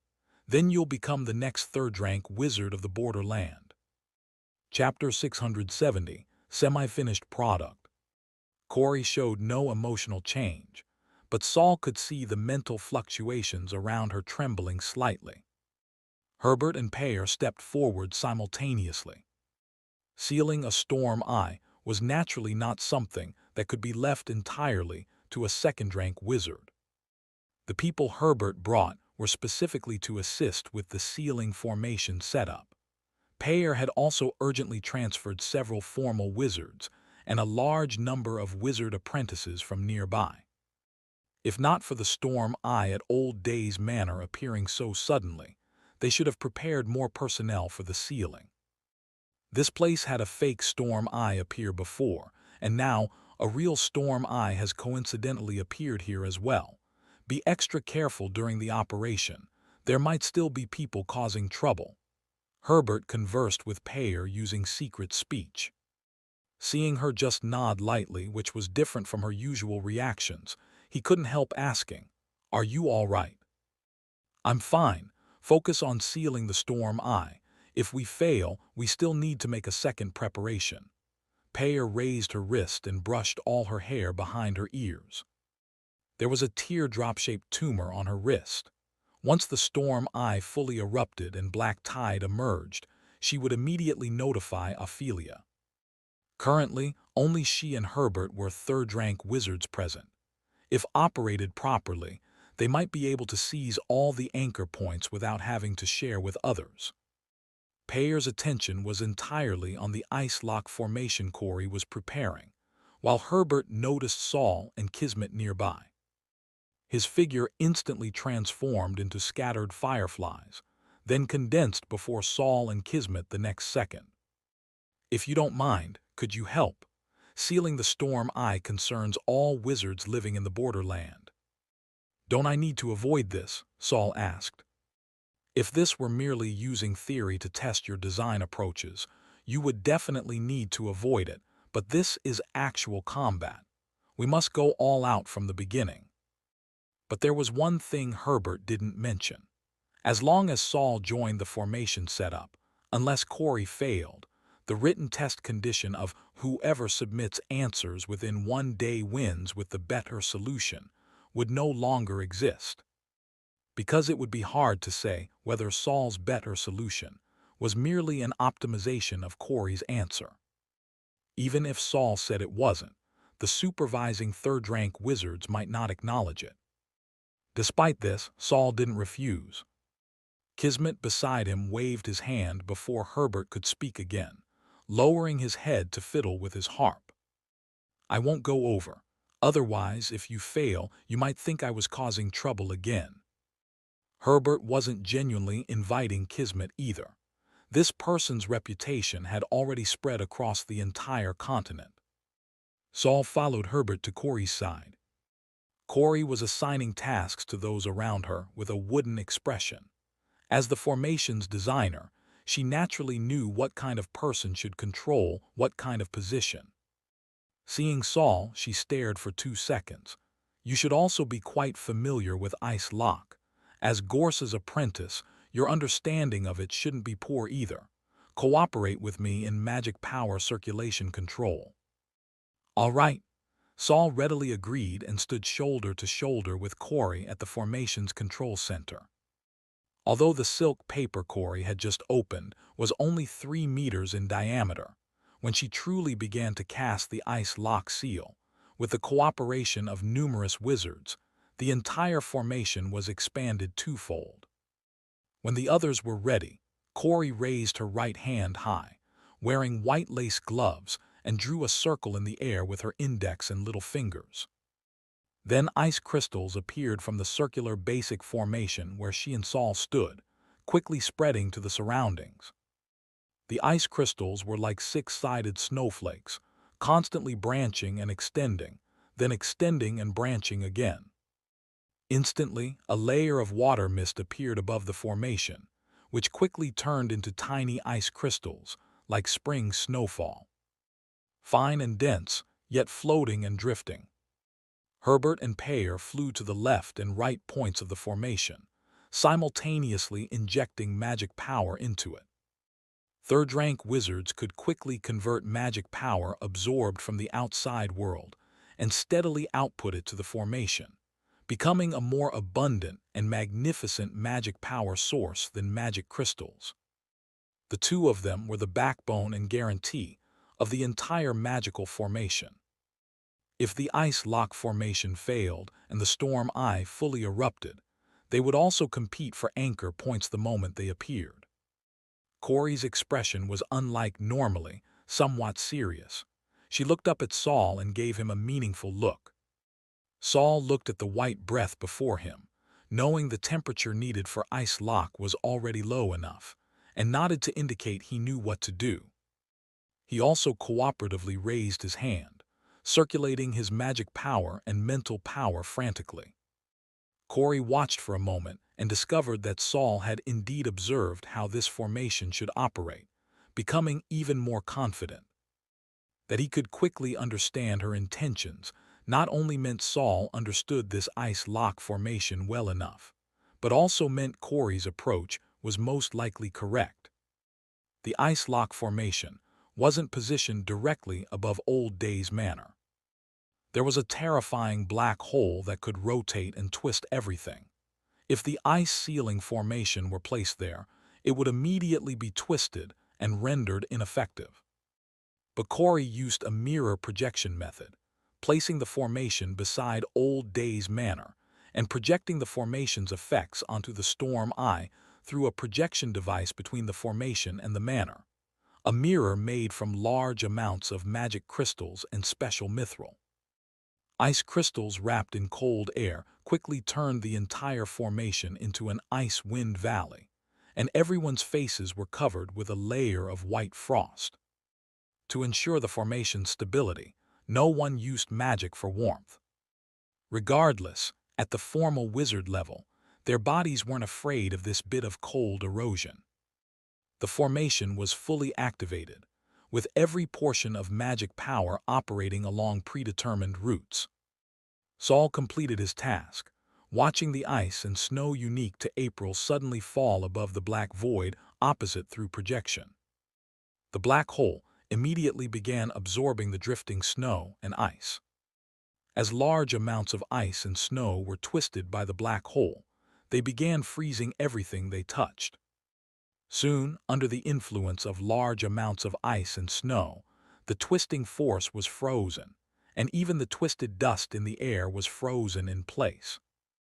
Gradually, from morning to evening, dusk lengthened everyone's shadows, and the shadow of Old Days Manor fell on the ground, also twisted like a vortex. But all the twisting was now visible, like the enemy's weaknesses were fully displayed. He breathed a slight sigh of relief. When Saul had understood Corey's experimental design approach, he had already discovered her design concept was largely consistent with his. Only some details in the design were different. If it were him, he might choose a transparent lens in the middle of the formation instead of a mirror, but now it seemed the effect was about the same. If we can achieve the current effect, then barring any accidents, the entire formation can completely seal the storm eye by noon on the third day. As for what to do after sealing the storm eye, that was the third-rank wizard's secret. In any case, according to the information Saul currently had, as long as they didn't let the storm eye fully erupt with black tide, They could buy the borderland another few years to decades of development time. However, things never develop as people expect. If nothing unexpected happens, then something unexpected should happen. Chapter 671, Improvement Plan and Personnel. The black hole above Old Days Manor was now completely frozen in ice, and the distortion no longer spread due to the ice ceiling. Herbert and Payer, who had been providing large amounts of magic power, descended.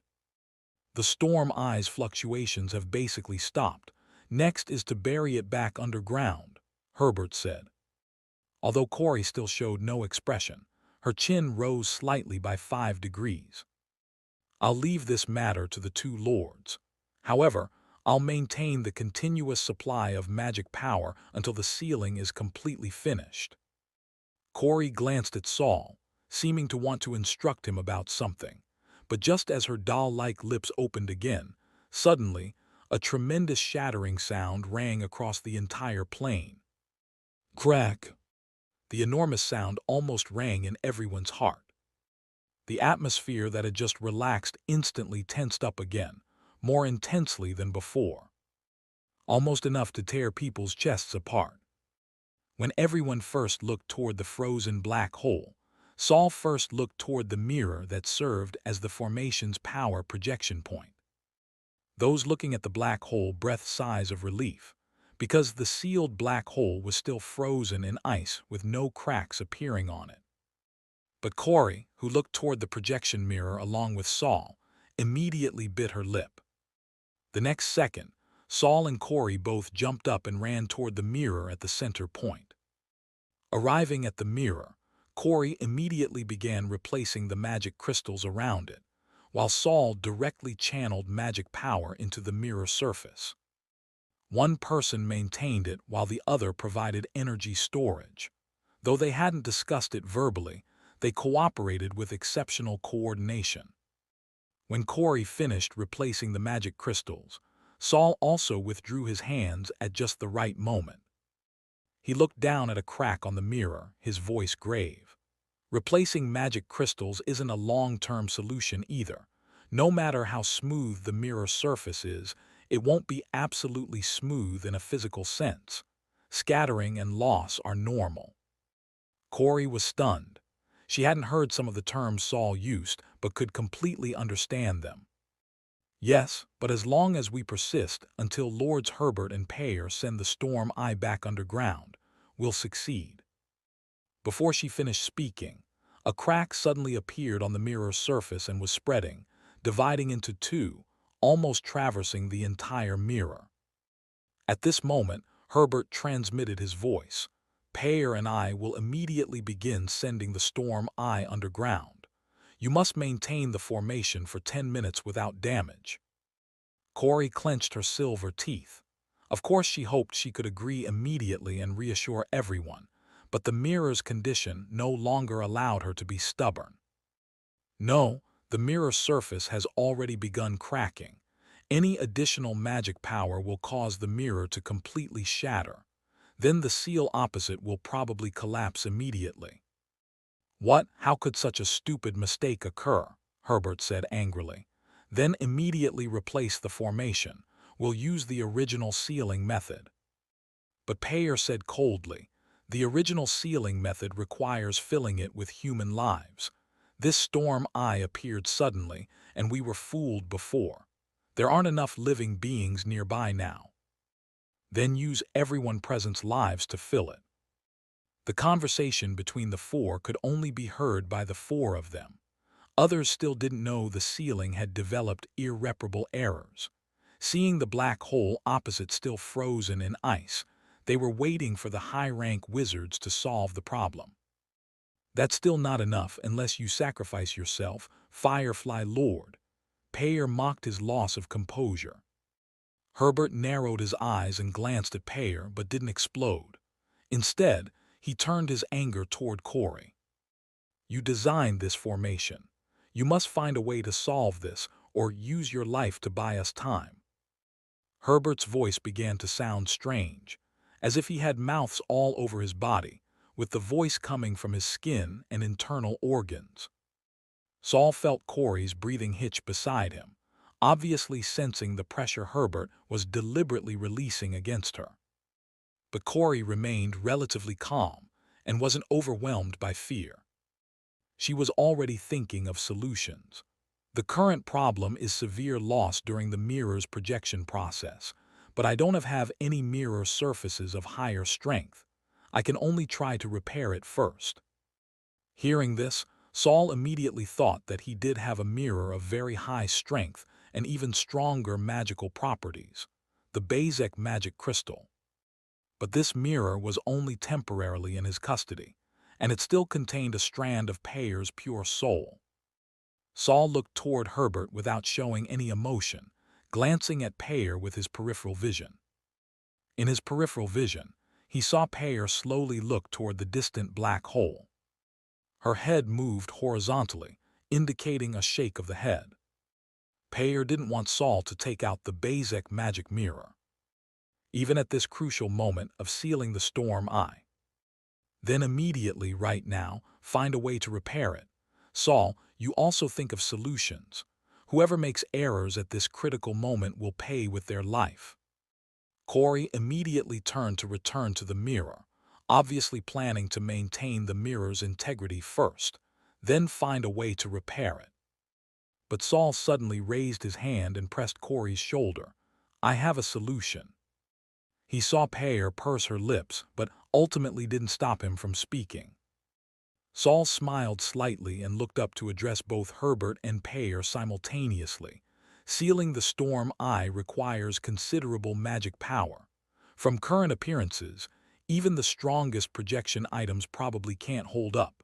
So my plan is, since we've temporarily sealed the storm eye, the next step is to use less magic to control the more powerful eye Strom. I borrowed a term you might be familiar with, leverage. Herbert restrained the anger on his face and said condescendingly, how do you want to do it? You'd better be confident before speaking. We don't have much time. Herbert still preferred directly piling up human lives. He feared more accidents without time for continued remediation. Corey couldn't help asking, how will you do it? Leverage to amplify range. Then strength would be reduced, or amplify spell strength. Then our formation would need to expand several times over. There might not be enough time to rearrange it, and the mirror couldn't withstand even stronger magic power. Saul raised his hand to stroke the crack on the mirror. The mirror can't withstand it, so the formation can't target the entire Old Days Manor anymore. We need to concentrate our power on that black hole. At the same time, to strengthen our power without rearranging the formation. Saul turned to look at the black hole still frozen in ice. We need to place this mirror closer to the storm eye. Corey stepped forward with a wooden expression. I'll go. You're not familiar enough with the pollution here. Saul looked Corey up and down without reservation. At least you're not adapted enough to pollution. Corey grabbed her belt, her large pearl-black eyes unblinking. A wizard still using magical tools to isolate borderland pollution definitely couldn't penetrate deep into the storm eye. People with no resistance would become much sicker after infection. Then, Corey somewhat couldn't believe her own guess. You're going. Anyone present could see with their eyes that penetrating deep into Old Days Manor's range was currently very dangerous. Though the storm eye was temporarily frozen, who knew when it might break through the seal? If the seal suddenly couldn't hold while placing the mirror, those within the storm eye's affected range would be very dangerous. The third-rank wizards present definitely needed to control the situation and be ready to implement the second sealing plan. They couldn't risk it either. Could Saul be going personally? Several people looked toward Saul. But Saul leaned back, looking past everyone toward a corner away from the crowd. Kismet, don't you have nothing to do? Chapter 672, New Complications Arise. Kismet had never interfered with the sealing operation. Whether it was the bustling activity opposite with the joy of approaching success, or the deathly silence and anxiety of formation malfunctions. He stood like an outsider, as if the life and death of the borderland and who would become the next third-rank wizard had nothing to do with him. But now, this outsider had become the best executor for improving the ice lock seal. His strength was formidable. None of the second-rank wizards present could fathom his true capabilities. He was well adapted to the borderland's pollution and dangers. Before Saul's arrival, he had stayed here for a long time and understood the rules of this place. But before Saul mentioned this person, everyone seemed to have forgotten his existence. No matter how busy or anxious they were, no one approached Kismet, who stood alone in a corner away from the crowd. Of course, if Kismet had known Saul would drag him out at this moment, he probably would have just walked away earlier. Now, being called by name and watched by the strongest wizards present, that sense of being an outside observer quietly vanished. He ignored the others' gazes, looked at Saul, suddenly laughed once, then gave a light sigh. "All right, I indeed have nothing to do. What do you need me to do?" Kismet didn't know what Saul and the others had just discussed, but he clearly understood that the ice lock formation now had problems and couldn't complete its intended sealing objective. Being called to help at this time was probably not going to be anything good. Though he was well aware of this, he didn't refuse.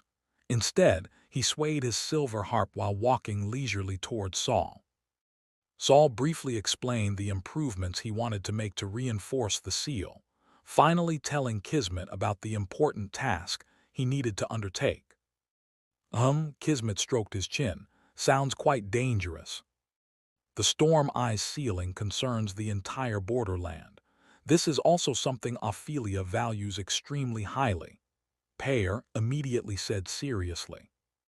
Since the last incident at Old Days Manor, Peyer had learned that Kismet worked for Ophelia. At this moment, she didn't want Saul to take out the basic magic mirror, and Saul had conveniently proposed a new plan, so she naturally wanted to ensure the new plan could be implemented smoothly. First, threaten Kismet with Ophelia's authority, and if he didn't comply, threaten him with his life. Regardless of Kismet's reputation or arrogance, he was merely a second-rank wizard. Kismet shrank his neck, tightly hugging his harp, tilting his head to glance at Peyer. "Oh, don't scare me. If you keep scaring me, I'll mutate and collapse right here for you to see." "This person." Peyer frowned, about to teach Kismet a lesson when Saul spoke behind her. "Kismet, are you willing to take on this task? This task is indeed very dangerous. Ordinary people can't handle it. If you're truly resistant to it or lack confidence to complete it, you can refuse. After all, we don't have time to test your courage and strength." Kismet smiled while stroking his chin. "Are you trying to provoke me? Heh, I won't be influenced." Just when others thought Kismet would refuse, who would have expected this person to make a 180-degree turn? Such an important task naturally should be entrusted to the powerful me.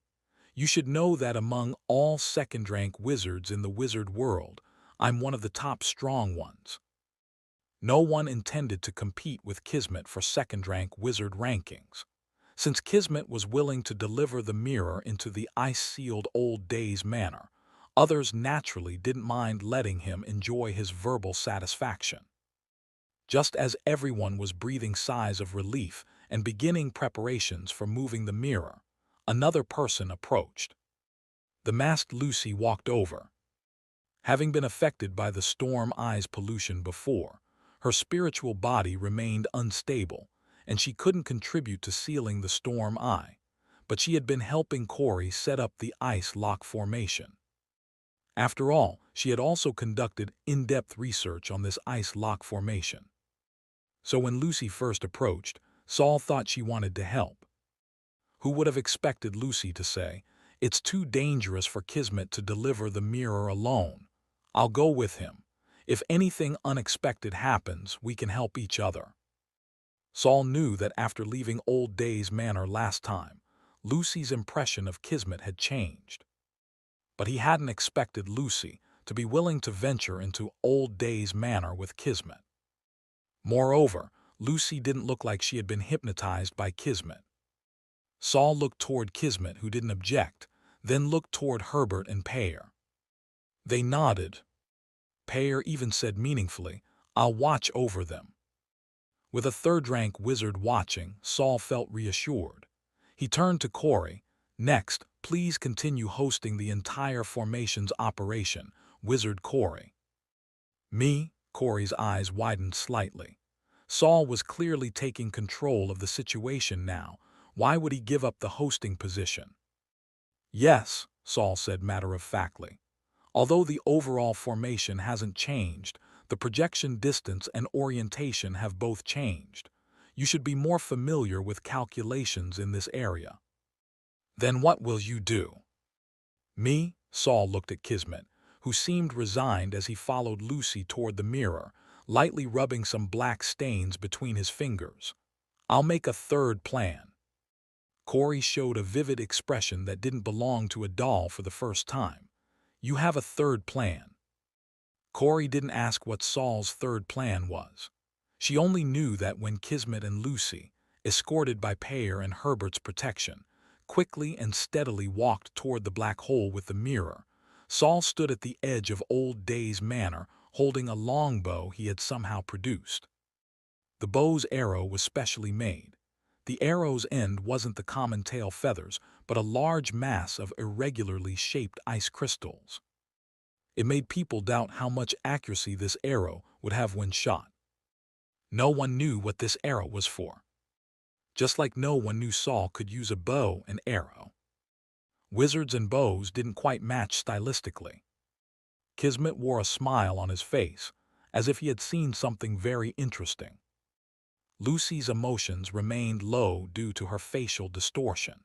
She very seriously escorted the mirror, avoiding root errors that would prevent the formation from projecting onto the mirror. She also had to be careful that the already cracked mirror wouldn't suffer further damage during transport. Compared to Kismet, who seemed to be strolling casually, Lucy appeared quite dedicated and diligent. When the two approached the projection point Saul had designed, the storm eyes effects began to manifest. Kismet's walking motion paused. Looking down, he saw that his 2 feet had somehow reversed direction. They had become heel forward, toe backward. The tearing pain reached his brain a beat later, after he looked down and realized the change to his ankles.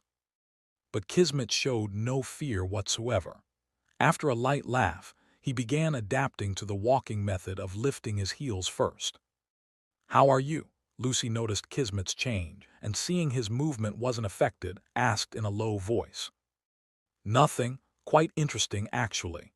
Kismet's smile widened, as if he had discovered something even more amusing. "That's good." Lucy continued forward. Her movements showed no change at all, as if Old Days Manor had no effect on her whatsoever. Under everyone's tense attention, the two finally reached the designated position, and the storm eye didn't have any major eruptions during this time. Next, they just needed to wait for the two to position and secure the mirror. Then they could let go and quickly escape the range of distortion effects. Then Corey could organize personnel again to activate the formation and continue sealing the storm eye. However, at this moment, new complications arose. Just as he was about to turn around, Kismet suddenly noticed Lucy raising one hand. He turned back to see that healthy, pale-skinned fist wrapped in lightning, smashing hard onto the mirror. Chapter 673, Sealing Successful. "Lucy." Pear showed anger on her face as a whirlwind swept toward Lucy. She had been guarding against Kismet the whole time, never expecting it would be Lucy who suddenly attacked. Kismet stood there stunned. It was unclear whether he hadn't thought to intervene or hadn't had time to react. Saul's first reaction was that Kismet was secretly controlling Lucy to destroy the seal. But Kismet was over there too. If the seal was affected and black tide fully erupted, Kismet and Lucy would be the first to be affected. The reason Saul had brought Kismet into the situation was precisely to prevent him from causing trouble without restraint from a safe zone outside. After all, this person had quite a criminal record. But what Saul didn't know was that Kismet was also in a difficult position at this moment. His feet had been completely twisted shortly after entering the Storm Eye's influence range. Although he could still walk, he couldn't move quickly. Moreover, when Lucy's lightning-wrapped fist pierced through the mirror, several hidden electrical currents conducted through the ground into Kismet's body, immediately paralyzing him. Lucy was swept up by Payer's whirlwind, but she quickly grabbed Kismet with sharp reflexes, and both flew into midair together. The mirror was still hanging on Lucy's wrist at this moment, with blood and broken glass falling together.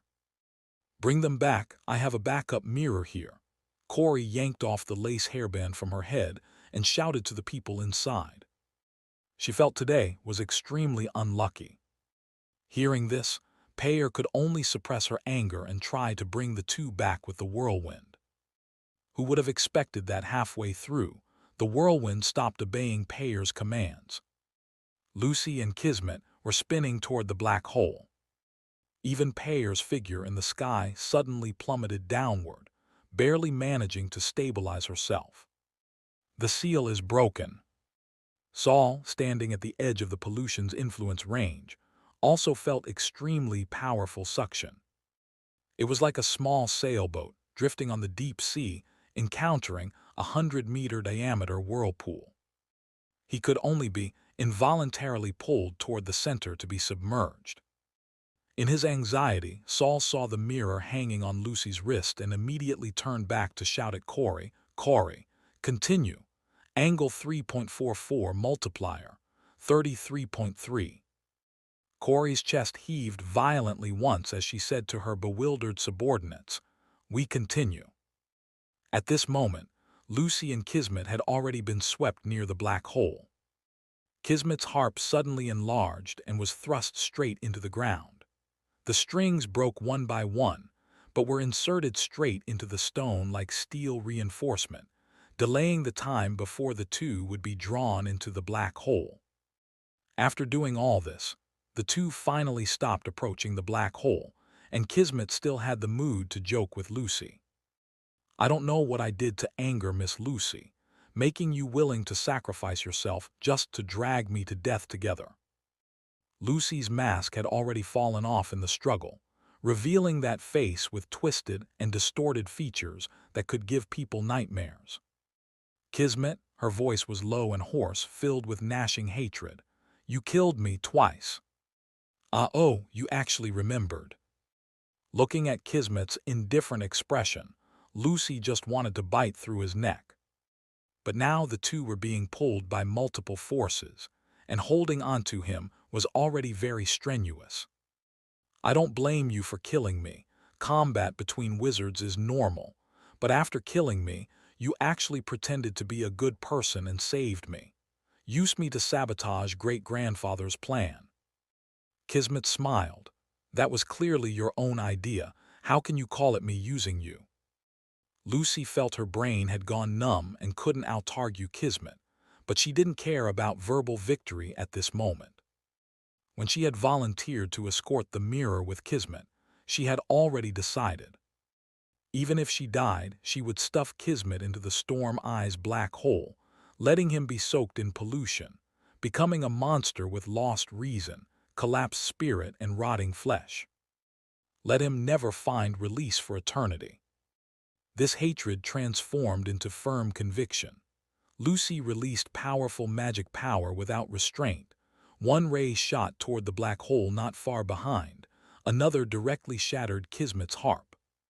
The two figures retreated again. Just as Payer was about to rescue them, she discovered her own form was somewhat out of control. Helplessly, she had to raise her altitude again, finally escaping the black hole's attraction. But when she wanted to rescue them again, the two below had already crashed hard onto the black hole. The black hole sealed by ice blocks was originally only fist-sized, and the broken seal only revealed a gap smaller than a fingertip. However, this tiny gap produced terrifyingly extreme suction. Lucy, who hit the gap first, almost instantly had her entire back and lower abdomen cave inward. Her head and limbs stretched forward due to the pulling, and she painfully tried to scream but couldn't even free her voice. Lucy used her last strength to look at Kismet. Although she could no longer hold on to him, the terrifying suction left Kismet no chance of escape. Kismet looked at the compressed and deformed Lucy before him, his heart almost jumping out of his chest. Literally jumping out. He could already feel something pressing against his sternum and hitting it repeatedly. Lucy, with only her head and limb ends still outside the gap, seemed to see Kismet's fear, and the curve of her bent eyes deepened, as if smiling.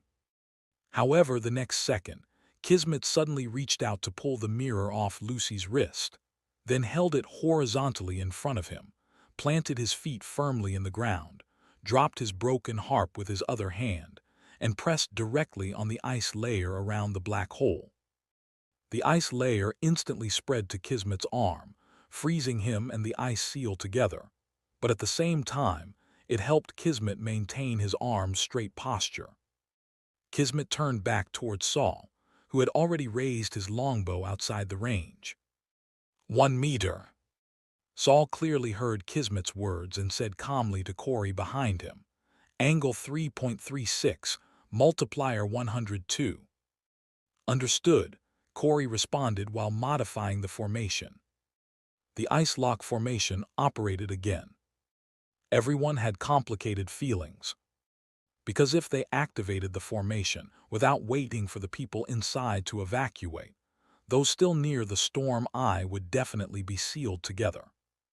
But Kismet, almost pressed against the storm eye, was still smiling with squinted eyes. Lucy still had half her face outside, this part only having one deformed eye and half a mouth. She seemed very puzzled and wanted to persist, watching Kismet also get sucked in.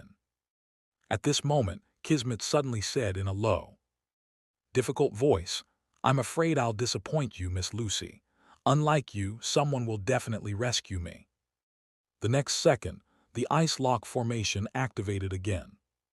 Powerful magic power surged into the mirror surface in Kismet's left palm and projected at extremely high speed onto the black hole 1 meter behind, landing exactly on Lucy's remaining half-face. Boom! Lucy was instantly knocked into the black hole's interior by this powerful force, without making a sound. After Lucy completely disappeared, Kismet also felt terrifying suction.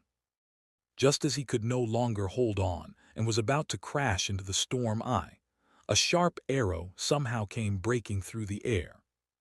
The sharp arrow, with its rather comical tail feathers, under the black hole's powerful attraction, flew straight toward its target.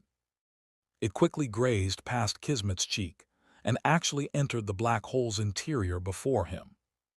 The moment the tail feathers disappeared into the black hole, the terrifying suction suddenly stopped.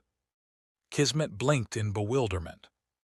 Then the ice sealing power was finally activated, and the seal with a gap was finally completed. However, the powerful magic power wasn't satisfied with just filling the gap. It continued to emit the terrifying power to freeze all things. Kismet, who already had one arm frozen, began developing large amounts of ice crystals all over his body. Having escaped the terrifying suction, Kismet originally wanted to break the ice and escape, but didn't expect that the ice lock's power had now reached a terrifying level under the lever's multiplication. He couldn't break free at all. In the blink of an eye, Kismet, along with the black hole's ice seal, became a complete ice sculpture. Chapter 674, U1. For a moment, perhaps a few seconds, perhaps a few minutes, Kismet felt as if he had been sealed inside the storm eye. There wasn't a trace of light in any direction, nor could he hear any sounds. He vaguely sensed someone ahead. Perhaps it was Lucy who had been sucked in earlier, or it might just be his hallucination. The corners of his mouth still maintained the upward curve from the second before being frozen, as if he didn't care at all about being ice-sealed for the storm ice sealing. But his fate wasn't destined to end there. Just before the ice lock was about to completely freeze Kismet's consciousness, the rock-solid ice blocks suddenly developed cracks. These cracks spread just right to Kismet's surroundings, without touching the central black hole in the slightest. Then white threads appeared wrapped around Kismet's hands, feet, torso, head, every part of his body. These thin threads were like puppet strings, covering his entire form. What a pity for Miss Lucy. As the ice layer cracked, Kismet's mouth corners rose slightly again. Without the diary's permission, you can't kill me, just like I can't kill myself either. Then the threads wrapped around his body suddenly tightened. Without leaving the slightest mark on his skin, they gradually pulled his entire body out of the cracked ice blocks. Fresh, cold air suddenly rushed into his chest and lungs, also causing Kismet's frozen brain to start working again. He found himself floating in the air, rapidly moving away from Old Days Manor. Then, splad! The elegant Kismet landed rather inelegantly beside Saul's feet. After 2 seconds of silence, he got up from the ground and saw Saul standing beside him. Saul wasn't looking at Kismet at this moment but said to Corey, "You can continue now." Corey stared at Saul's hands for a while before reactivating the ice lock formation that had been interrupted for a few seconds. Since Kismet had been rescued by Saul, the mirror he was holding naturally left its original position. However, the storm eye had been temporarily sealed, giving Corey a chance to pause and catch her breath. While Saul was rescuing people, she had someone reposition a mirror for projection at the original center point. Although the original formation's power was insufficient, it could still be used to reinforce the seal.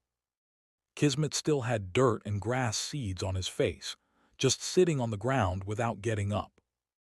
Saul had no mood to care about him at this moment. To rescue someone just now, he had used for the first time a magic he had never used in front of others, a spell he had developed based on fate lines called Dawn Guidance. This spell could currently only be used on himself and people close to him.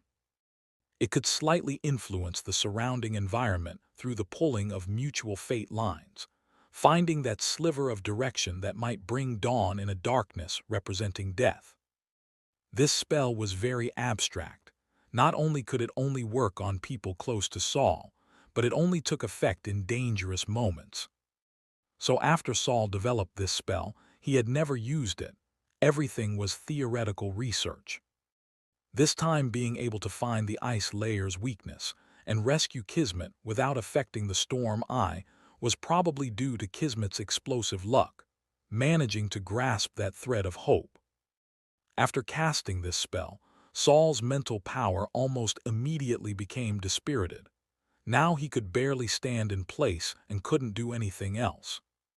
It wasn't until Herbert and Peyer cooperated to press the frozen storm eye back underground that Saul recovered somewhat and turned toward Kismet, who was still sitting beside him.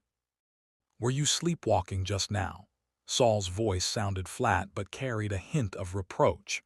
"I went through great trouble to create an opening, yet you were there in a daze. Did you really want to be sealed together with Lucy?" Kismet looked up and suddenly began laughing loudly. "Hadohata. Hadohata." He laughed so hard he fell backward on the ground, like having convulsions. "Are you happy about surviving the disaster?" "Haha, phew, I'm happy about the surprises you keep creating." Catching sight of Peyer and Herbert flying over, Kismet immediately sat up. "I thought you would use the diary's power to save me. Now I discover it's not entirely like that. Of course I'm happy." Saul blinked and didn't respond. When Kismet had been in crisis just now, the diary gave no hint whatsoever. but he seemed certain that the diary or some power would definitely rescue him. Saul had long found connections between Kismet and the diary. Now it seemed this connection was even closer than he thought. Could Kismet be something like the diary's artifact spirit? While thinking, Peyer and Herbert both landed beside Saul. Peyer looked at Kismet with a complex expression, still somewhat shocked by his recent performance. Regardless, thank you for still cooperating with us to complete the Storm Eyes sealing in that crisis. Kismet still wore a smile, but not as exaggerated as before.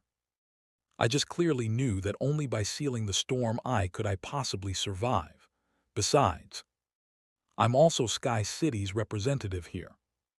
What were you laughing about just now? Herbert's expression remained serious.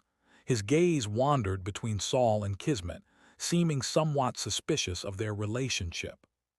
Surviving in an almost certain death situation, isn't that worth a good laugh? Kismet gave a completely different answer than before. HMPH. Herbert snorted lightly and turned to ask Saul, what magic did you use when shooting the arrow and rescuing Kismet? Saul answered calmly, magic I created based on the ice lock formation. Herbert was obviously unsatisfied with this answer. He wanted to continue asking when he heard Peyer say nearby, all right, now isn't the time to relax. We still can't confirm whether the Storm Eye has been completely sealed. Next, everyone should go back and rest well. I'll have several wizards and apprentices stay behind to observe whether the Storm Eye changes. Once something happens, we'll need to gather again. Herbert was persuaded by Peyer, but his gaze on Saul remained unsettling. Saul endured the third-rank wizard's pressure, trying hard to let his emotional changes show on his face. Fine, Herbert stepped back. Then everyone go back and rest, but remember to stay alert. Once you receive a signal, gather at the fastest speed. Afterward, both Herbert and Peyer called groups of people to monitor the Storm Eye's condition. Kismet secretly ran away during this time, saying he was afraid of being caught again and delivered death. Without a chance to ask detailed questions, Saul still didn't know why Kismet had been stunned for a moment, directly causing the escape opportunity to vanish instantly. But now the most critical Storm Eye crisis was resolved. After the Storm Eye formation was taken over by others, Corey actively approached. I'll report Lucy's rebellion to the Stargate Council. If you hadn't reacted quickly this time, our ice lock formation would have failed. Saul didn't modestly deflect, not just Lucy's matter but also Luke. Both had close relationships with the Stargate Council. If not handled well, it might bring big trouble. As a member of the Glare family, Corey wasn't worried about this. It's fine. Luke died from the Storm Eye eruption, and Lucy nearly ruined the ceiling for personal grudges. These are facts. The Stargate Council won't make things difficult for you and me because of this. After speaking, Corey lowered her head in silence for a moment. Just as Saul was wondering if he could say goodbye and leave, she suddenly spoke with difficulty. Could you tell me how you calculated the formation's angles and multipliers so quickly? It's nothing special, just substituting into a fixed formula. Of course, this formula is very hard to derive. Formula? Corey's eyes widened, her round eyeballs almost falling out of their sockets. After a long while, she lowered her gaze, seeming greatly affected. I was still smugly pleased with my projection formula, but you had already discovered the transformation method and even developed a unified formula. Actually the formula. You won. I still held on to hope before, but now I see you had already researched the ice lock formation long ago. Don't worry, I'm not someone who lacks self-awareness. This third-rank selection task, you won. Chapter 675, Backup Plan. Corey submitted her answer. Corey presided over the sealing. Corey controlled the overall situation. Corey conceded defeat.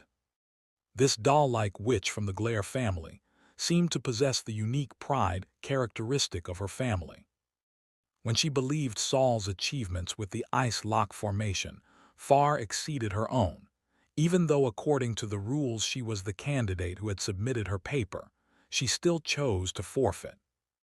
Combined with Saul's demonstrated familiarity with formations during the sealing process and his effortless grace when modifying the formation, no one would doubt his answer anymore. Therefore, after Corey forfeited, no one questioned the fact that Saul had won the challenge. Payer and Herbert publicly announced Saul as the substitute third rank and said they would contact the Stargate Council as soon as possible.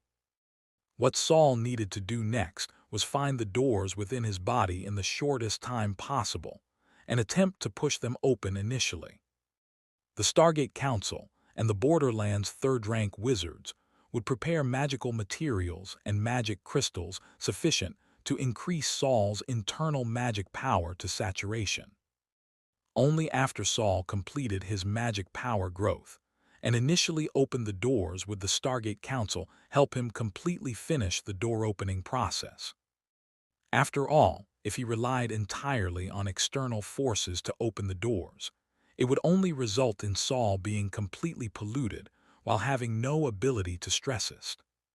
Saul didn't reveal that he had already found the doors and, with the help of the star eyes, had experienced what it meant to have doors wide open. Before his magic power reached saturation, he had no need to reveal his trump cards. The eventful day thus passed. Saul rode the giant bird Dew back to the Purity Wizard Tower. He observed Rhine Lake for a moment, but didn't see Kismet's mysterious and neurotic figure.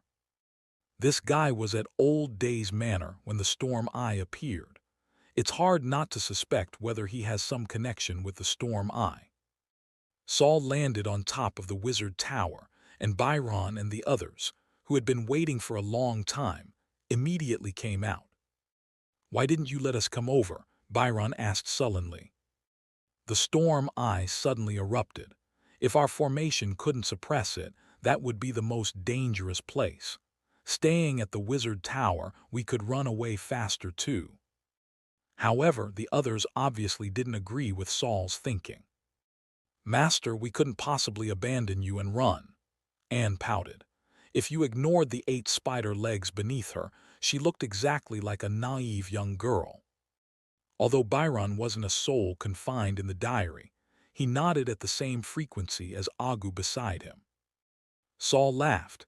"Even if you don't want to run, there's no need to rush up and become cannon fodder." He said to Byron again, "Now that the Storm Eye has been sealed, as long as nothing goes wrong for a month, we shouldn't need to worry about large-scale black tide pollution eruptions for 10 years.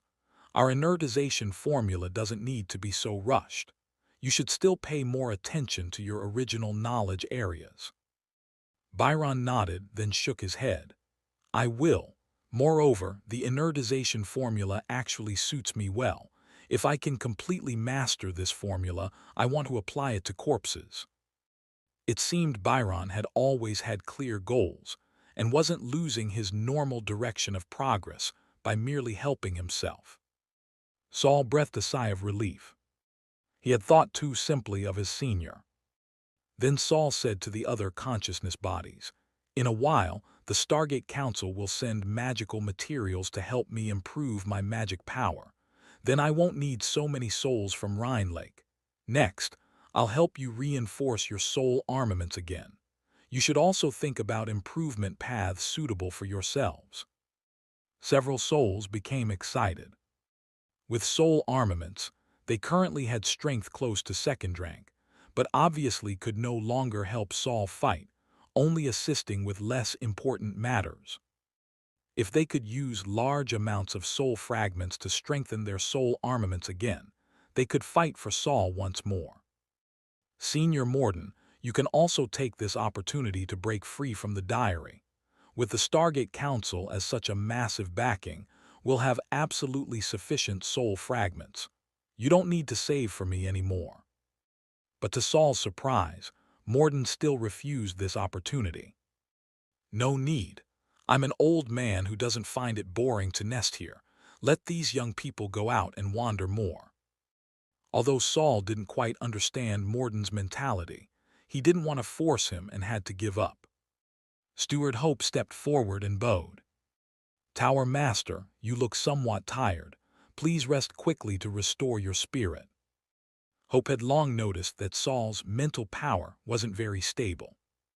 Although he wasn't a wizard, the wizard tower was connected to Saul's mind, so he could still perceive Saul's current condition. So seeing that everyone had finished discussing important matters, he quickly stepped forward to urge Saul to rest.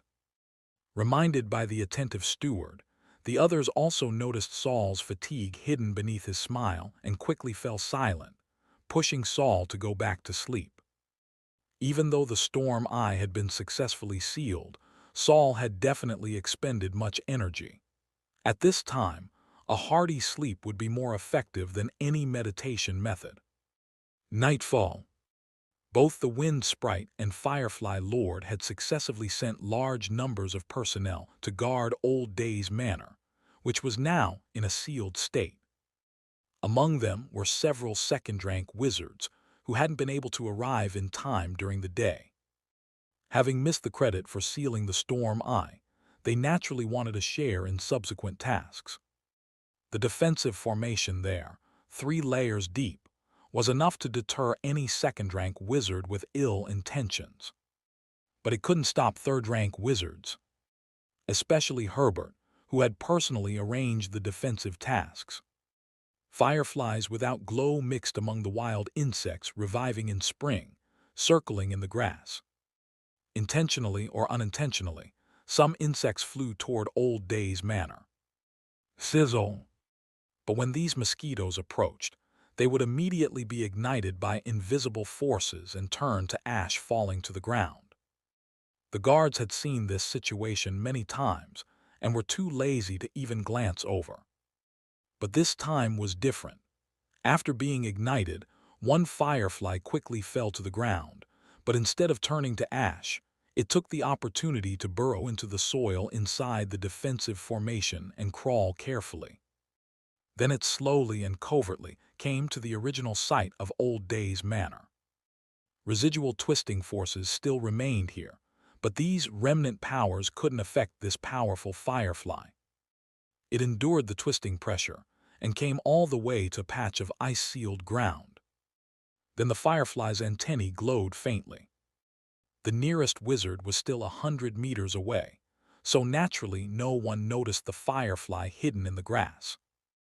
Moreover, this firefly was glowing with its antennae, not its normal light organ, so its function was naturally more than just illumination. It nodded in a very human-like manner and tried to let its antennae touch the ice layer on the ground. Miraculously, this inconspicuous light point melted a fist-sized hole in the ice the moment it touched the ice layer.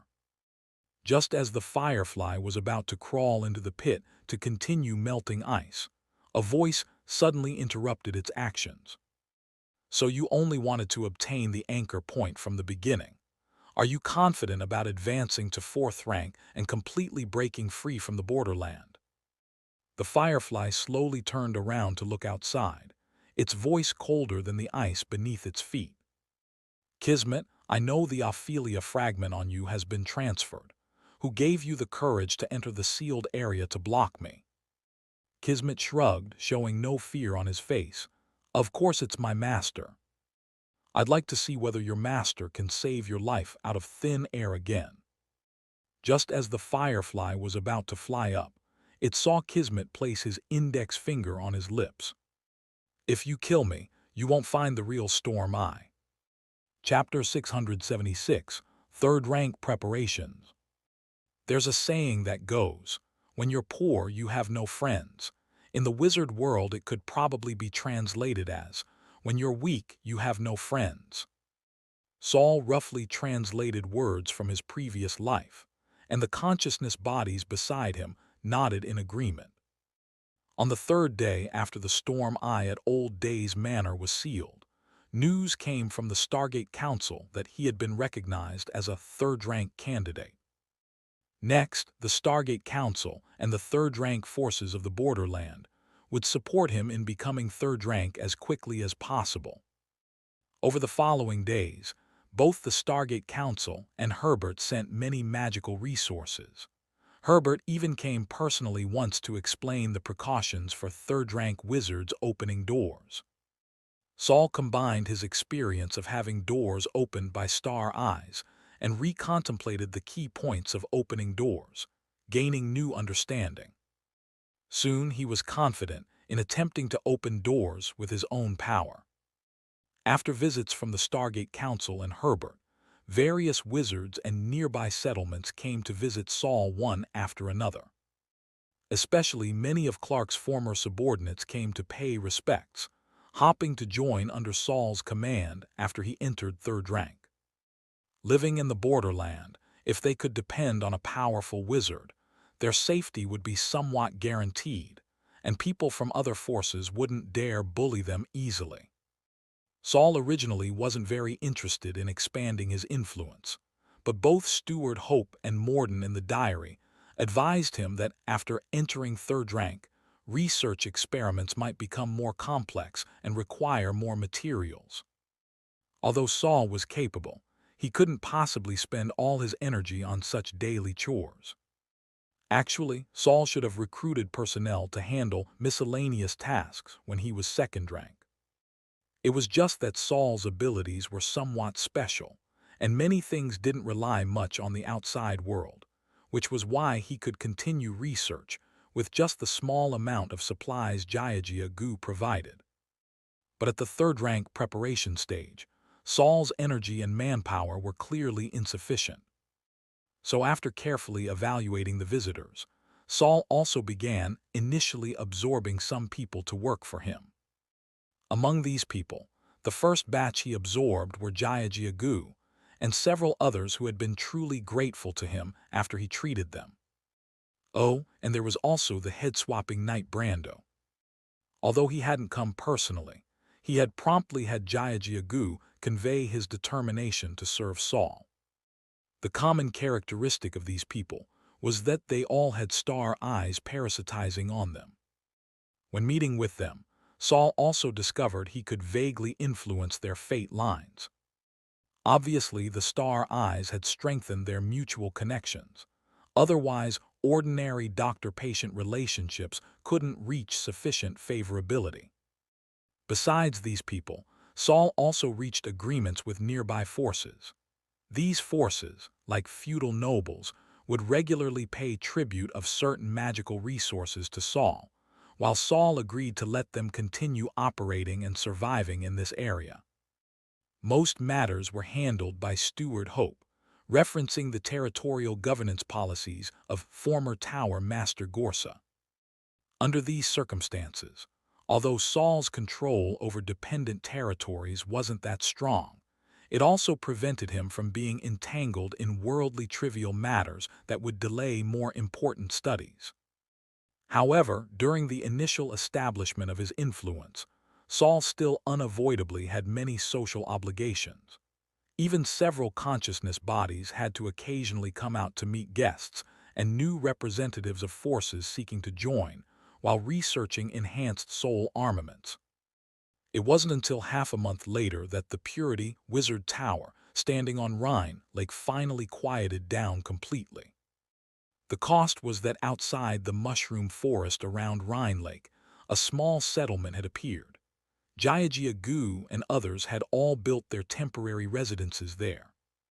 What slightly disappointed Saul but seemed natural was that, except for his previous patients, none of the people who joined him were infected by star eyes. He naturally understood these people's motivations. They just wanted a new protective umbrella. Who cared who was holding the umbrella? Before the summer sun completely illuminated the ice layer of Rhine Lake, Saul went to the Chaos Realm again. This trip to the Chaos Realm was not only to regularly check Noah's learning progress, but also to tell him that he probably wouldn't be able to come over for 3 to 6 months. If all went well, during this time he should complete magic power accumulation and advance to third-rank wizard. After advancing, he would also need to retreat for a period to adapt. After all, the interval between his second rank and third rank was too short. The Chaos Realm seemed to have no seasons. No matter when Saul went there, it was always a gray sky and endless black desert. Saul descended onto an inconspicuous sand dune in the Chaos Realm's black desert, with the neighboring dune being Noah's temporary residence. After several months, this residence had expanded somewhat. Moreover, for some reason, it had changed from the original wasteland style to a current simple yet solemn temple style. Saul landed at the temple's front door and looked up to observe this narrow gate that was about 10 meters high, but only 2 meters wide. The gate seemed to be made from the construction materials Saul had given Noah, and was even carved with some basic magical runes. These runes didn't form any magical language or magical formation, seeming to be just randomly arranged like patterns on the gate. Just as he was about to push the door, Saul sensed movement nearby, so he turned to look and saw a small shaved head emerging from a hidden burrow. Scorpion didn't see Saul. He was just coming out to work according to his normal routine. Since being rescued by Saul, he had been kept here by Noah and not allowed to return to his tribe.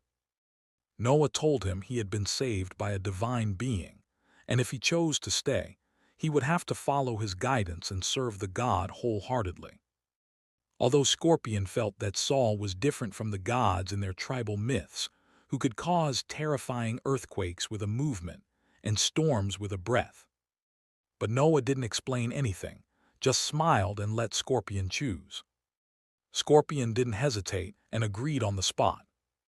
After all, for someone who had to struggle just to barely survive on the outer edges of the Black Desert, Saul's descent that night was shocking enough. Maybe he's a god who isn't that powerful, so he allows insignificant people like me to serve him. Scorpion still had some intelligence. Otherwise, when he encountered Noah during the crisis, he wouldn't have grabbed onto him and not let go until both were rescued by Saul. Saul watched as Scorpion emerged from the burrow, ran near Noah's residence, and came to a stone cut into a square shape to begin carving. What Scorpion was carving was exactly a basic magical rune. Saul stood silently behind Scorpion watching, gradually becoming somewhat surprised. Although the rune on the stone had no magic power, it wasn't something an ordinary person could easily depict, let alone carve into stone. But with his 3 hands working together, Scorpion could actually complete carving one rune in half an hour. Saul suddenly extended his hand, hovering it over Scorpion's head from a distance. Scorpion, who was working, suddenly froze in his brain, his entire body becoming motionless. After a few breaths, Saul withdrew his hand and said in the local language, "Your mental power talent is quite good. You have the makings of an apprentice." Only then did Scorpion discover Saul's presence. He looked up at Saul once, then was immediately frightened into prostrating on the ground with his left cheek down and right cheek up, performing the most respectful grand ceremony of their tribe. Incarnation of good and evil, final destination of all life, great death judge. Your servant pays you the highest respect and is willing to give you my all. So, what nonsense was this? Chapter 677, 2 letters. Scorpion's commotion alerted Noah, who was studying inside the temple. He glanced at the homemade calendar on the wall and immediately realized today was the day Saul would come to see him. Noah rushed out of the room with joy on his face, just in time to see Saul picking up Scorpion from the ground and making him stand properly to speak. Saul looked over. "What are you doing, giving me a divine title?" At this moment, Saul was speaking in the wizard common language, which Scorpion couldn't understand at all. Even listening to a few more sentences made him feel dizzy. Noah gave a dry laugh. "Teacher, I think this makes it easier to control the people of this world. Although they don't know magic and have low strength, They already have their own power divisions. Having the title of a god allows us to control them better. These days, Saul had also been expanding his influence in the wizard world, so he immediately understood what Noah wanted to do. You have such thoughts, Saul didn't object. As long as Noah could complete the tasks he assigned, Saul didn't care what methods Noah used. But this method might not be as simple as you imagine. Noah gathered his courage. I understand. I'll try slowly. Teacher, may I request some combat magical tools from you? Saul looked at the solemn gate behind Noah, knowing that Noah had things figured out, so he nodded in agreement. Here's what we'll do. I'll take you back for one day. During that day, you can consider what things you want to bring over.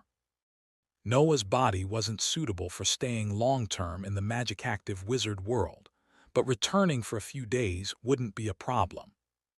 Since he chose a top-down path, he needed to be prepared for struggle.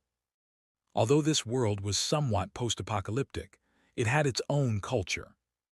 They could understand the concept of gods, so naturally they had their own similar beliefs. Cultural invasion would ultimately lead to bloody warfare. So after a day's cool-down period, the two left Scorpion behind and returned to the wizard world. Another day later, Scorpion was nervously crouching by the stone, continuing his work.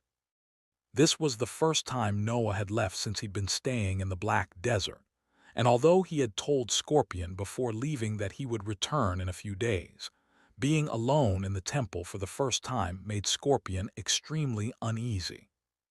He was very afraid he had actually been abandoned here. This was the depths of the Black Death Desert. If he were left here alone, he would die quickly after the food ran out. The anxious Scorpion didn't dare stop his work. Keeping himself busy prevented him from being overwhelmed by fear. Fortunately, on the third morning, Noah emerged from the temple with a smile on his face. He wore black wizard apprentice robes, with simple magical formations inscribed for fire protection and water avoidance. These robes could instantly activate mage armor, requiring only periodic replacement of the magic crystal at the collar. Around Noah's wrist was a golden python-shaped bracelet. This was a meeting gift from Jaya-Jiagu, an offensive magical tool that could transform into a giant python at any time. The python's size was variable, reaching a maximum of 1 meter thick and nearly 100 meters long. However, this state was quite draining on magic crystals. Even carrying a full bag of magic crystals, Noah would need to use them carefully. Looking at the completely renewed Noah, Scorpion swallowed enviously and stepped forward. Lord Noah, you've returned. Where is Lord Judge? Noah glared at Scorpion. Don't address him carelessly. Death Judge needs no additional cumbersome titles like Lord. Yes, Scorpion quickly bowed. Noah thought Scorpion was very clever.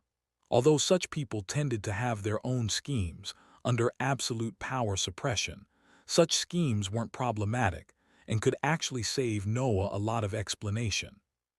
The Death Judge will not frequently descend to this barren world. Being unsure about this world's power limits, Noah cautiously didn't immediately raise the divine banner. However, he has granted your request. Noah shook his robes.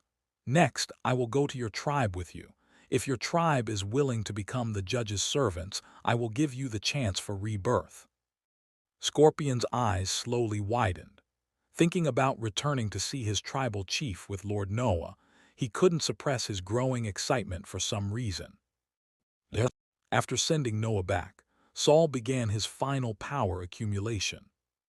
While others used time to research how to push open the doors within their bodies, he used it to study how to simultaneously absorb and contain the pollution entering his body while opening doors. After dozens of days of preparation, Saul finally emerged from the Purity Wizard Tower again. Rhine Lake was still sealed by thick ice, but outside the lake was a scene of lush greenery. Behind the gray-white giant mushroom forest, a circle of low houses had been built, with walls under construction around the perimeter.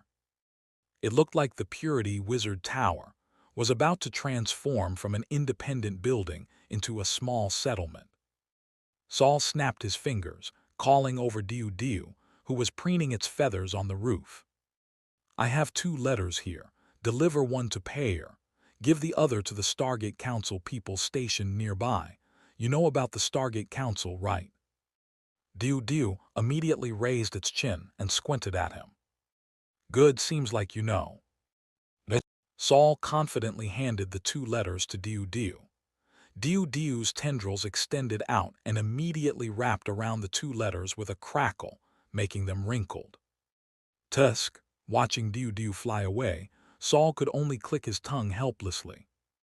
The letter to the Stargate Council informed them that he had completed magic power accumulation and the basic ability to open doors.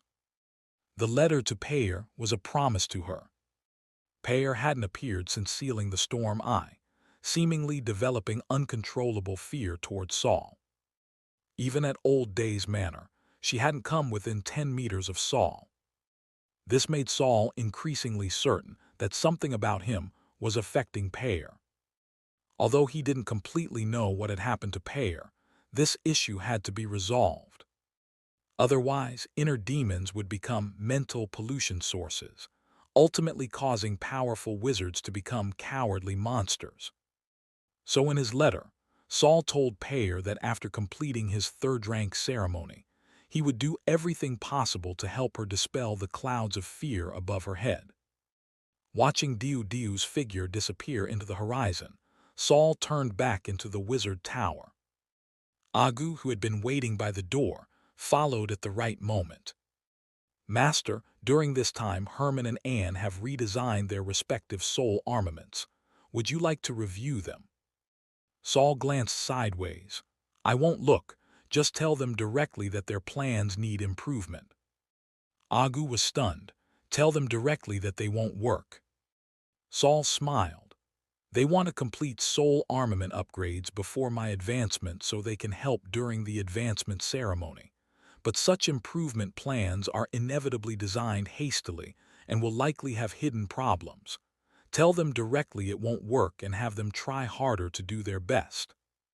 Saul stopped walking, and Agu immediately stopped as well, the distance between them unchanged. Soul armaments directly modify the soul body. To reduce negative effects on the soul body, we must make each modification perfect. Agu nodded. I understand, Master. I'll watch over those 2. Saul looked at Agu. His soul armament modification direction was different from the other 2 consciousness bodies. Agu focused on strengthening the spiritual body, so his combat ability hadn't changed much. But he was consciously improving thinking ability and memory, reading large amounts of books daily. His goal was reportedly to become Saul's private library.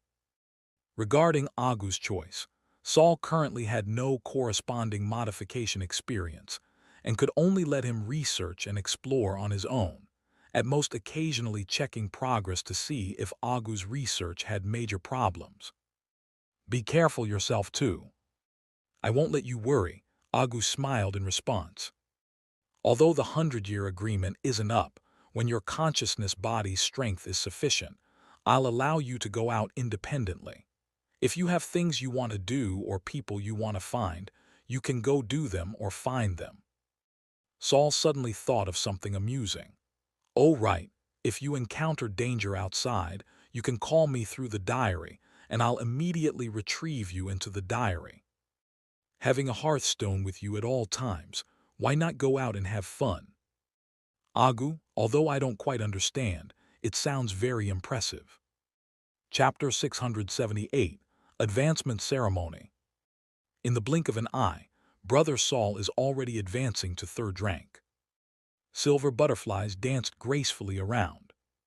But Penny's chattering mouth sometimes really didn't match her elegant dance moves and sprite-like appearance. I still remember when I first met Brother Saul, he was just a first-level little apprentice. At that time I was thinking, this little wizard's dreams look so special, I really want to eat them up. Saul mocked. Fortunately, you didn't act rashly back then. At that time, I might not have had the power to rescue you from the dreamscape. Wait, so you had already recovered your previous memories long ago, right? Penny started playing dumb. She landed on the edge of the Wizard Tower's circular platform, looking ahead. Outside Rhine City, a name Saul had casually given to his settlement, over 100 low-rank wizards were busily working. Some of these 100-plus wizards were sent by Herbert and Payer, but more came from the Stargate Council of Escaper. It had to be said that sometimes power was truly fascinating. With just one order, they had so many wizards put aside all their work and research to come to the dangerous borderland to set up advancement formations for Saul alone. But Saul only reflected on this briefly before stopping such thoughts. Regardless of how many people came to set up the advancement formation, whether he could smoothly withstand the first wave of crisis after opening doors would still depend on himself. If one's own strength wasn't sufficient, even being forcibly pushed up would result in being quickly crushed by the ensuing power. The person presiding over this formation was an acquaintance. Corey, expressionless and wearing a gorgeous blue puffy dress, stood on a temporarily cast high platform looking down. From time to time, she would guide certain wizards to improve their work. Third-rank advancement magical formations were extremely complex and normally required a third-rank wizard to preside. But the Stargate Council found it inconvenient to send another third-rank wizard, while Herbert and Payer, besides providing resources and being present, wouldn't personally take action. This was also to avoid suspicion. So this difficult task ultimately fell to Corey, who was currently closest to third rank. As for Saul, the protagonist, he only needed to personally inspect everything once after the advancement formation was completed. The rest of the time, he needed to maintain perfect condition and abundant energy. At this moment, Saul saw Corey look up at him. He raised his hand in greeting, and she nodded lightly before returning to work. "Brother Saul, this little wizard is also nice, like a cute doll. Do you like her?" Penny was being mischievous again. "I like you more." Saul ended Penny's teasing with one sentence. Footsteps came from behind. He turned to see Byron climbing the last step to the tower top. "Which day is the advancement ceremony scheduled for?" Byron asked. "If nothing unexpected happens, 5 days from now." For some reason, seeing his senior always made Saul somewhat uneasy, but no matter how he thought about it, he couldn't figure out where this unease came from. "It's been a while since I asked. How are your inertization experiments progressing, Senior Byron?" Byron considered briefly before answering. Small-scale inertization can now be completed in the laboratory. But once the quantity increases, the original experiments can't achieve the effect. It should be that after the inertization quantity increases, the required energy consumption grows exponentially. Currently, there's no suitable consumable energy source that can provide corresponding energy in a short time. He paused here. "Well, not currently, but I'll continue searching for suitable materials and conducting experiments." Saul also knew such experiments often took years to measure. Being able to complete small-scale purification was already quite good.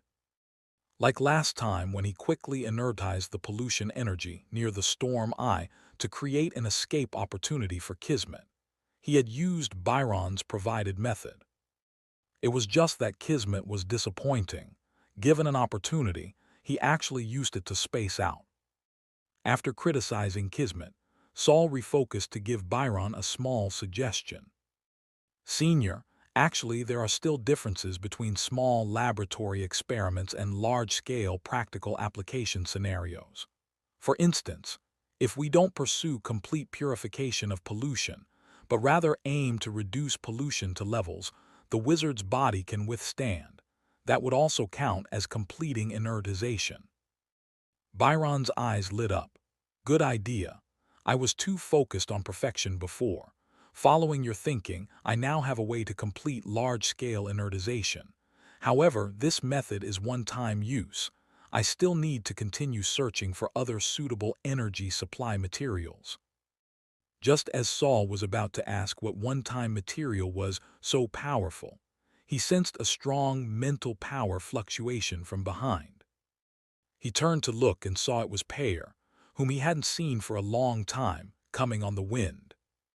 This time she still didn't land on the wizard tower, but descended near Corey. However, after landing, she nodded lightly in the wizard tower's direction, as if she was using this action to tell Saul that she would wait for him. The wind sprite, who originally didn't need to participate, added one more verification of the formation before Saul's inspection.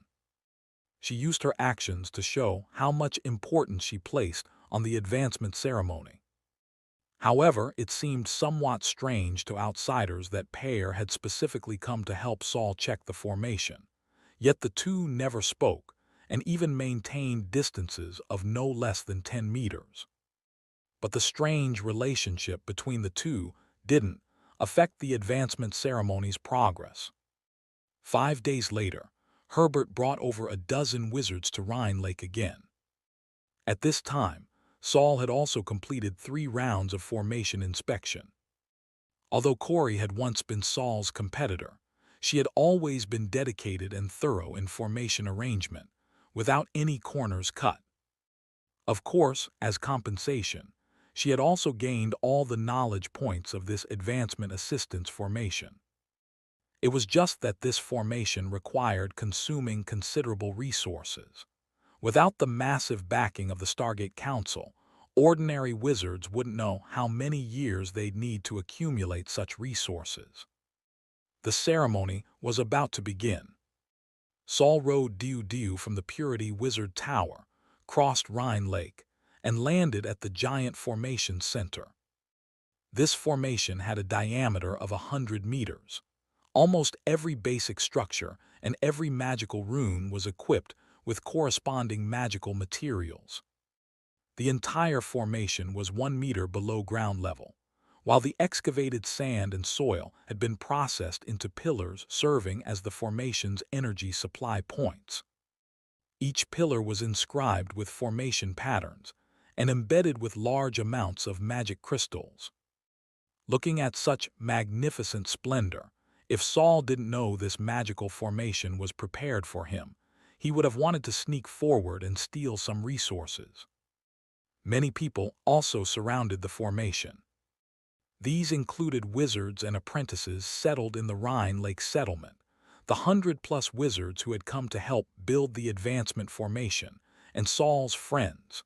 Jiajiagu and Brando had also come, including Senior Byron, who stood with the consciousness bodies. Third-rank advancement might not be seen once in 100 years. Although these people were just observers, they might comprehend certain knowledge from it, helping improve their own strength. So everyone with connections to Saul, and those who had contributed to the formation chose to stay and watch. Corey still stood on the high platform where she had presided over the formation arrangement. Looking at Saul, she finally couldn't help showing a trace of envy. However, when she spoke, the complex emotions in her heart had already disappeared. Saul will activate the formation from outside. Once all energy towers light up, you can receive the magic power transmitted by the entire formation. Saul nodded. They had already gone through the formation operation process several times, but facing Corey's reminder again, Saul wasn't impatient. The energy towers were the pillars in the formation. These pillars would gather the entire Wizard Tower's power and transmit it to Saul in the center.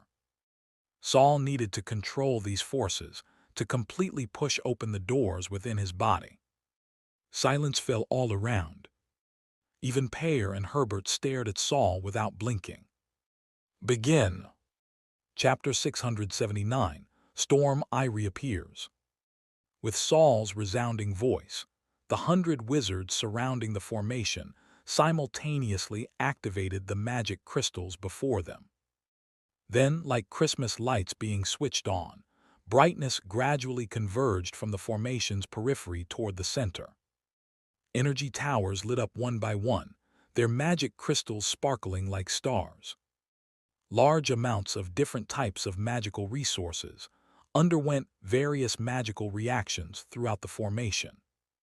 For a moment, bubbling sounds, boiling sounds, and burning sounds mixed with colorful lights and smoke, making this enormous magical formation completely lively. "Doesn't look very sophisticated at all," thought Saul expressionlessly as he stood in the formation center, internally complaining, like a child's stick figure drawing. Despite the somewhat chaotic scene, soon pure and powerful energy was steadily channeled into Saul's body. With his eyes half closed, he could already sense changes in every part of the formation through his spiritual body. This formation had been designed with special sensing capabilities, specifically for Saul during construction. No one else could receive the formation's magic power. There would absolutely be no situation where a painstakingly built magical formation would end up benefiting other ambushers. Saul had already opened doors once before, but that time had relied on the star's power, making his understanding of door opening a passive observation. But this time, he could clearly sense the excess magic power boiling within his body. Saul skillfully guided this magic power to circulate throughout his entire body. This magic power from magic crystals and the surroundings, after high-cost purification, could be efficiently utilized by Saul without worrying about burdening his body. Soon, Saul could skillfully circulate this magic power. However, as time passed and more magic power entered Saul's body, he gradually felt as if his entire being was expanding like a balloon.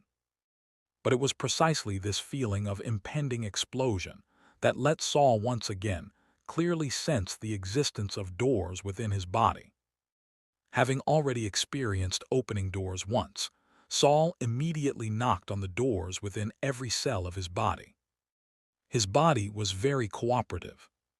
Boom! Silent thundering resounded throughout Saul's body as pure magic power rapidly surged out through all the doors. It was like suddenly emerging from suffocating underwater and taking deep breaths, feeling incomparably smooth throughout his entire being. Saul didn't indulge long in this pleasure of breathing with every cell in his body. He quickly opened his eyes and held his hands in front of his chest, with two black thin rings gradually appearing in his palms. As large amounts of magic power were injected, the two black thin rings didn't change in size, but their color became increasingly deep. He actually chose this spell. At the formation's periphery, Herbert looked down from his elevated position, slightly raising his chin and squinting at Saul and the spell taking shape between his palms. "This is Fear Backlash." Brando, who was also observing nearby, was equally puzzled. "What kind of spell is Fear Backlash?" Jiajiagu asked quietly from beside him. "A very specialized dark attribute spell. When casting, the caster needs to sever their own limbs, usually hands. The severed body parts produce extremely strong mental intimidation, dealing damage directly to a person's soul body. Very difficult to defend against, but the damage to the caster during casting is also severe." Jiajiagu grimaced. "That's still okay. Actually, by second rank wizard level, severed limbs aren't really injuries that need much concern." He looked at this friend beside him. This person was a ruthless individual who could casually change bodies. "My situation is different." Brando didn't elaborate with Jiajiagu, since the other wasn't even a wizard. "But our good friend Saul doesn't have any enemies right now. Why would he choose this kind of self-harming spell to consume excess magic power in his body?" Brando didn't understand, and even Payer, who was more familiar with Saul, couldn't comprehend his reason for choosing this fourth-rank spell. Only those who also lived in the Purity Wizard Tower could somewhat understand Saul's actions. He was using this spellcasting to conduct another experiment. Byron was even certain that Saul's experiment definitely related to inertization and black tide pollution. He squinted at Saul's hands in the distance. Many people hadn't noticed that Saul's fingertips were all tinged with black. Maybe Saul will combine fear backlash with black tide pollution. Just as he thought this, Byron, who was exceptionally sensitive to mental power changes, suddenly detected an anomaly. Saul's fingertips weren't just somewhat black. Black spots seemed to be appearing on the skin of his face and neck as well. Just as Byron was worrying whether Saul's experiment had gone wrong, Pear, who had been standing in the distance, suddenly leaped and came directly to Byron's side. She had met Byron twice and knew he was someone Saul trusted greatly. What is Saul doing? Is he still conducting experiments while taking advantage of this door-opening opportunity? Currently, yes. Byron didn't immediately share his speculation with Pear, though he knew about her relationship with Saul. Pear frowned, unconsciously adding some concern to her tone. Is he confident about opening doors? Yes. Hearing Byron's affirmation, Pear felt somewhat relieved. Thinking of Saul's talent in magic, she believed that even if Saul didn't rely on the Stargate Council to help him open doors, he might be able to complete the door-opening action independently. He was just too young and lacked accumulation. However, Pear hadn't been relaxed for long when Saul's condition changed again. The black spots on his body didn't increase, but black smoke began rising from his skin surface, as if someone had suddenly lifted the lid of a steam pot. Large amounts of black smoke almost instantly enveloped his entire being. Something's wrong. This time, both Pear and Byron simultaneously confirmed that Saul's advancement ceremony had problems. In Pear's heart, she was both worried about Saul and felt that the scene before her seemed somewhat familiar. The moment that black smoke appeared, she sensed a twisting force emanating from the formation center, where Saul was located. What is this?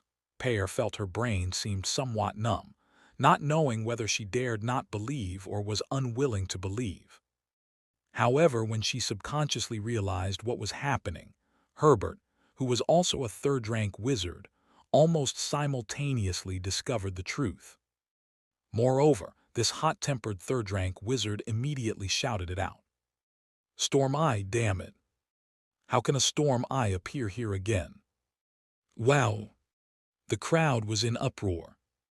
No one would doubt a third-rank wizard's judgment.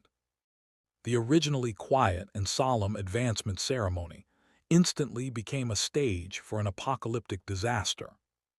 Several hundred people had originally gathered nearby, and after just one breath, they began displaying all aspects of human nature. Some people almost immediately fled outward. Some were still processing the meaning in Herbert's words.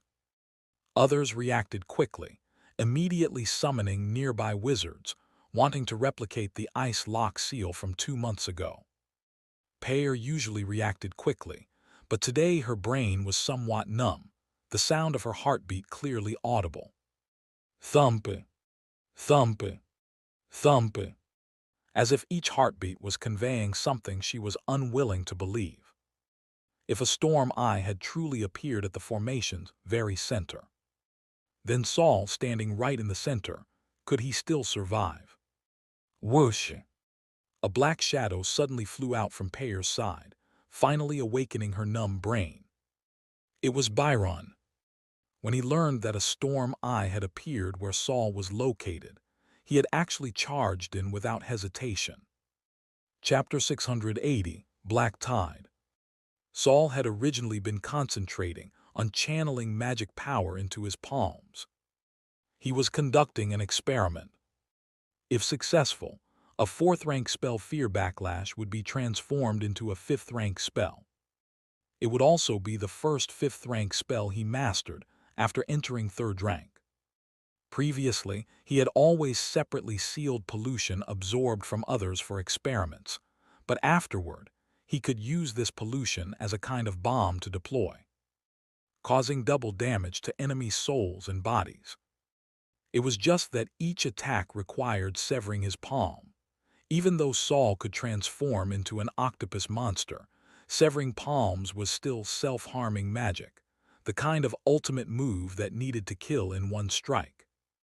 But just when everything was progressing smoothly, and the diary gave no warnings whatsoever, Saul suddenly discovered that the magic power in his body was no longer obedient. Originally, after successfully opening doors, the amount of magic power flowing in and out of his body was consistent, achieving a strange balance. As long as Saul circulated magic power according to predetermined magical runes without releasing it externally, magic power would continuously flow into his hands and condense into rings. But now, magic power was automatically transmitting toward Saul's head, as if there was some force there that extremely attracted magic power. Even Saul's own attempts to halt this abnormal power transmission had failed. Breaking free from the mystical feeling of having just opened his body's doors, Saul discovered that several black spots had somehow appeared on his body. These black spots were nothing other than black tide pollution, which he was all too familiar with. Could it be that magic power went out of control, causing the pollution on my hands to spread to other parts of my body?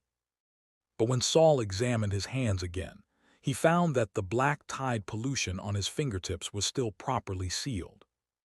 At this moment, large amounts of magic power wrapped with black tide pollution had already entered Saul's brain. He immediately saw the world before him lose all color, becoming a deathly black, white and gray. The pollution in his body was already battering the gates of his spirit, and Saul resisted with difficulty.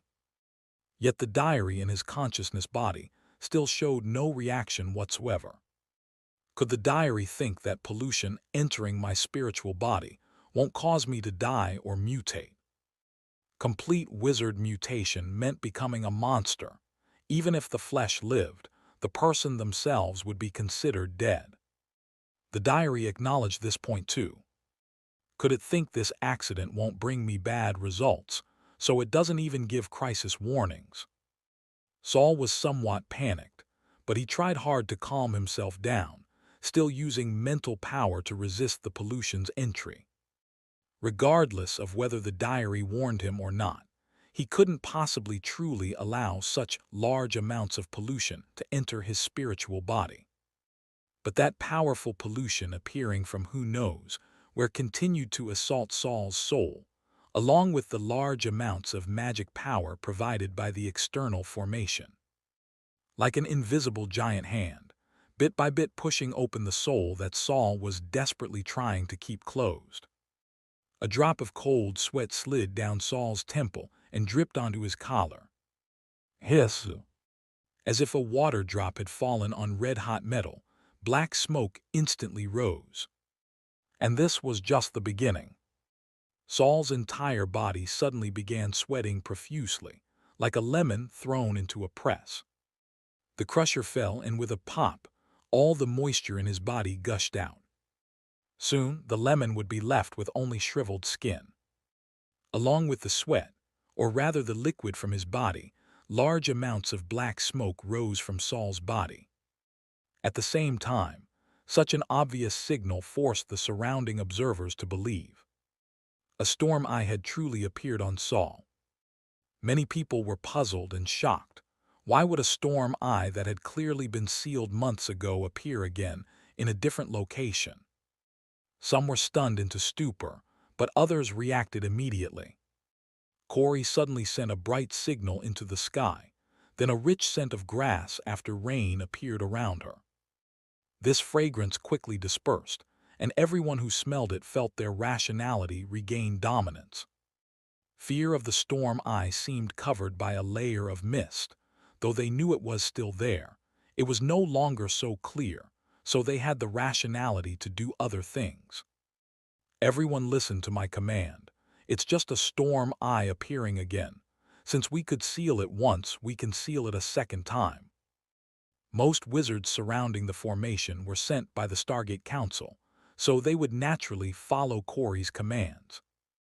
Other wizards, seeing that although Corey wasn't the strongest person present, she could immediately organize over 100 wizards, were also willing to cooperate with her. But some disagreed. Brando almost immediately mounted his Pegasus and appeared near the high platform where Corey stood. "Your Excellency, Wizard Saul is still at the Storm Eye's location. If you organize people to seal the Storm Eye now, are you planning to seal Wizard Saul along with it?" Seeing the direction Brando came from, Corey knew he was Saul's friend or subordinate.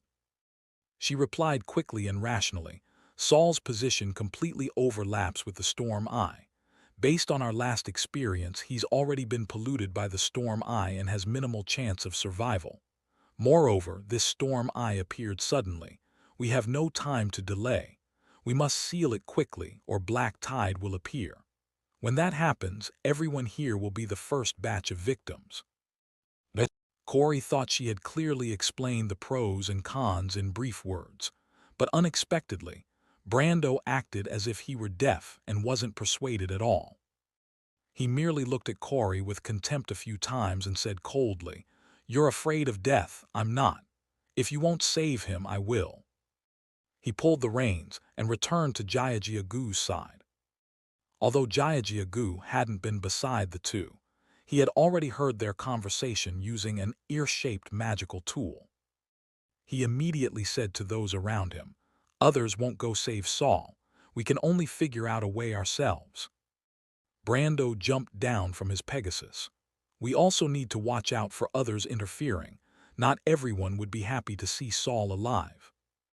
At this moment, Peyer from another direction suddenly landed beside everyone.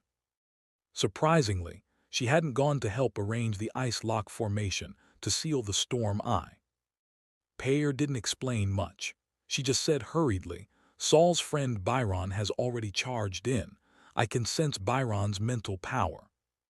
"Then should we also go in to save him?" Ede, a first-rank wizard who had once been treated by Saul, suggested.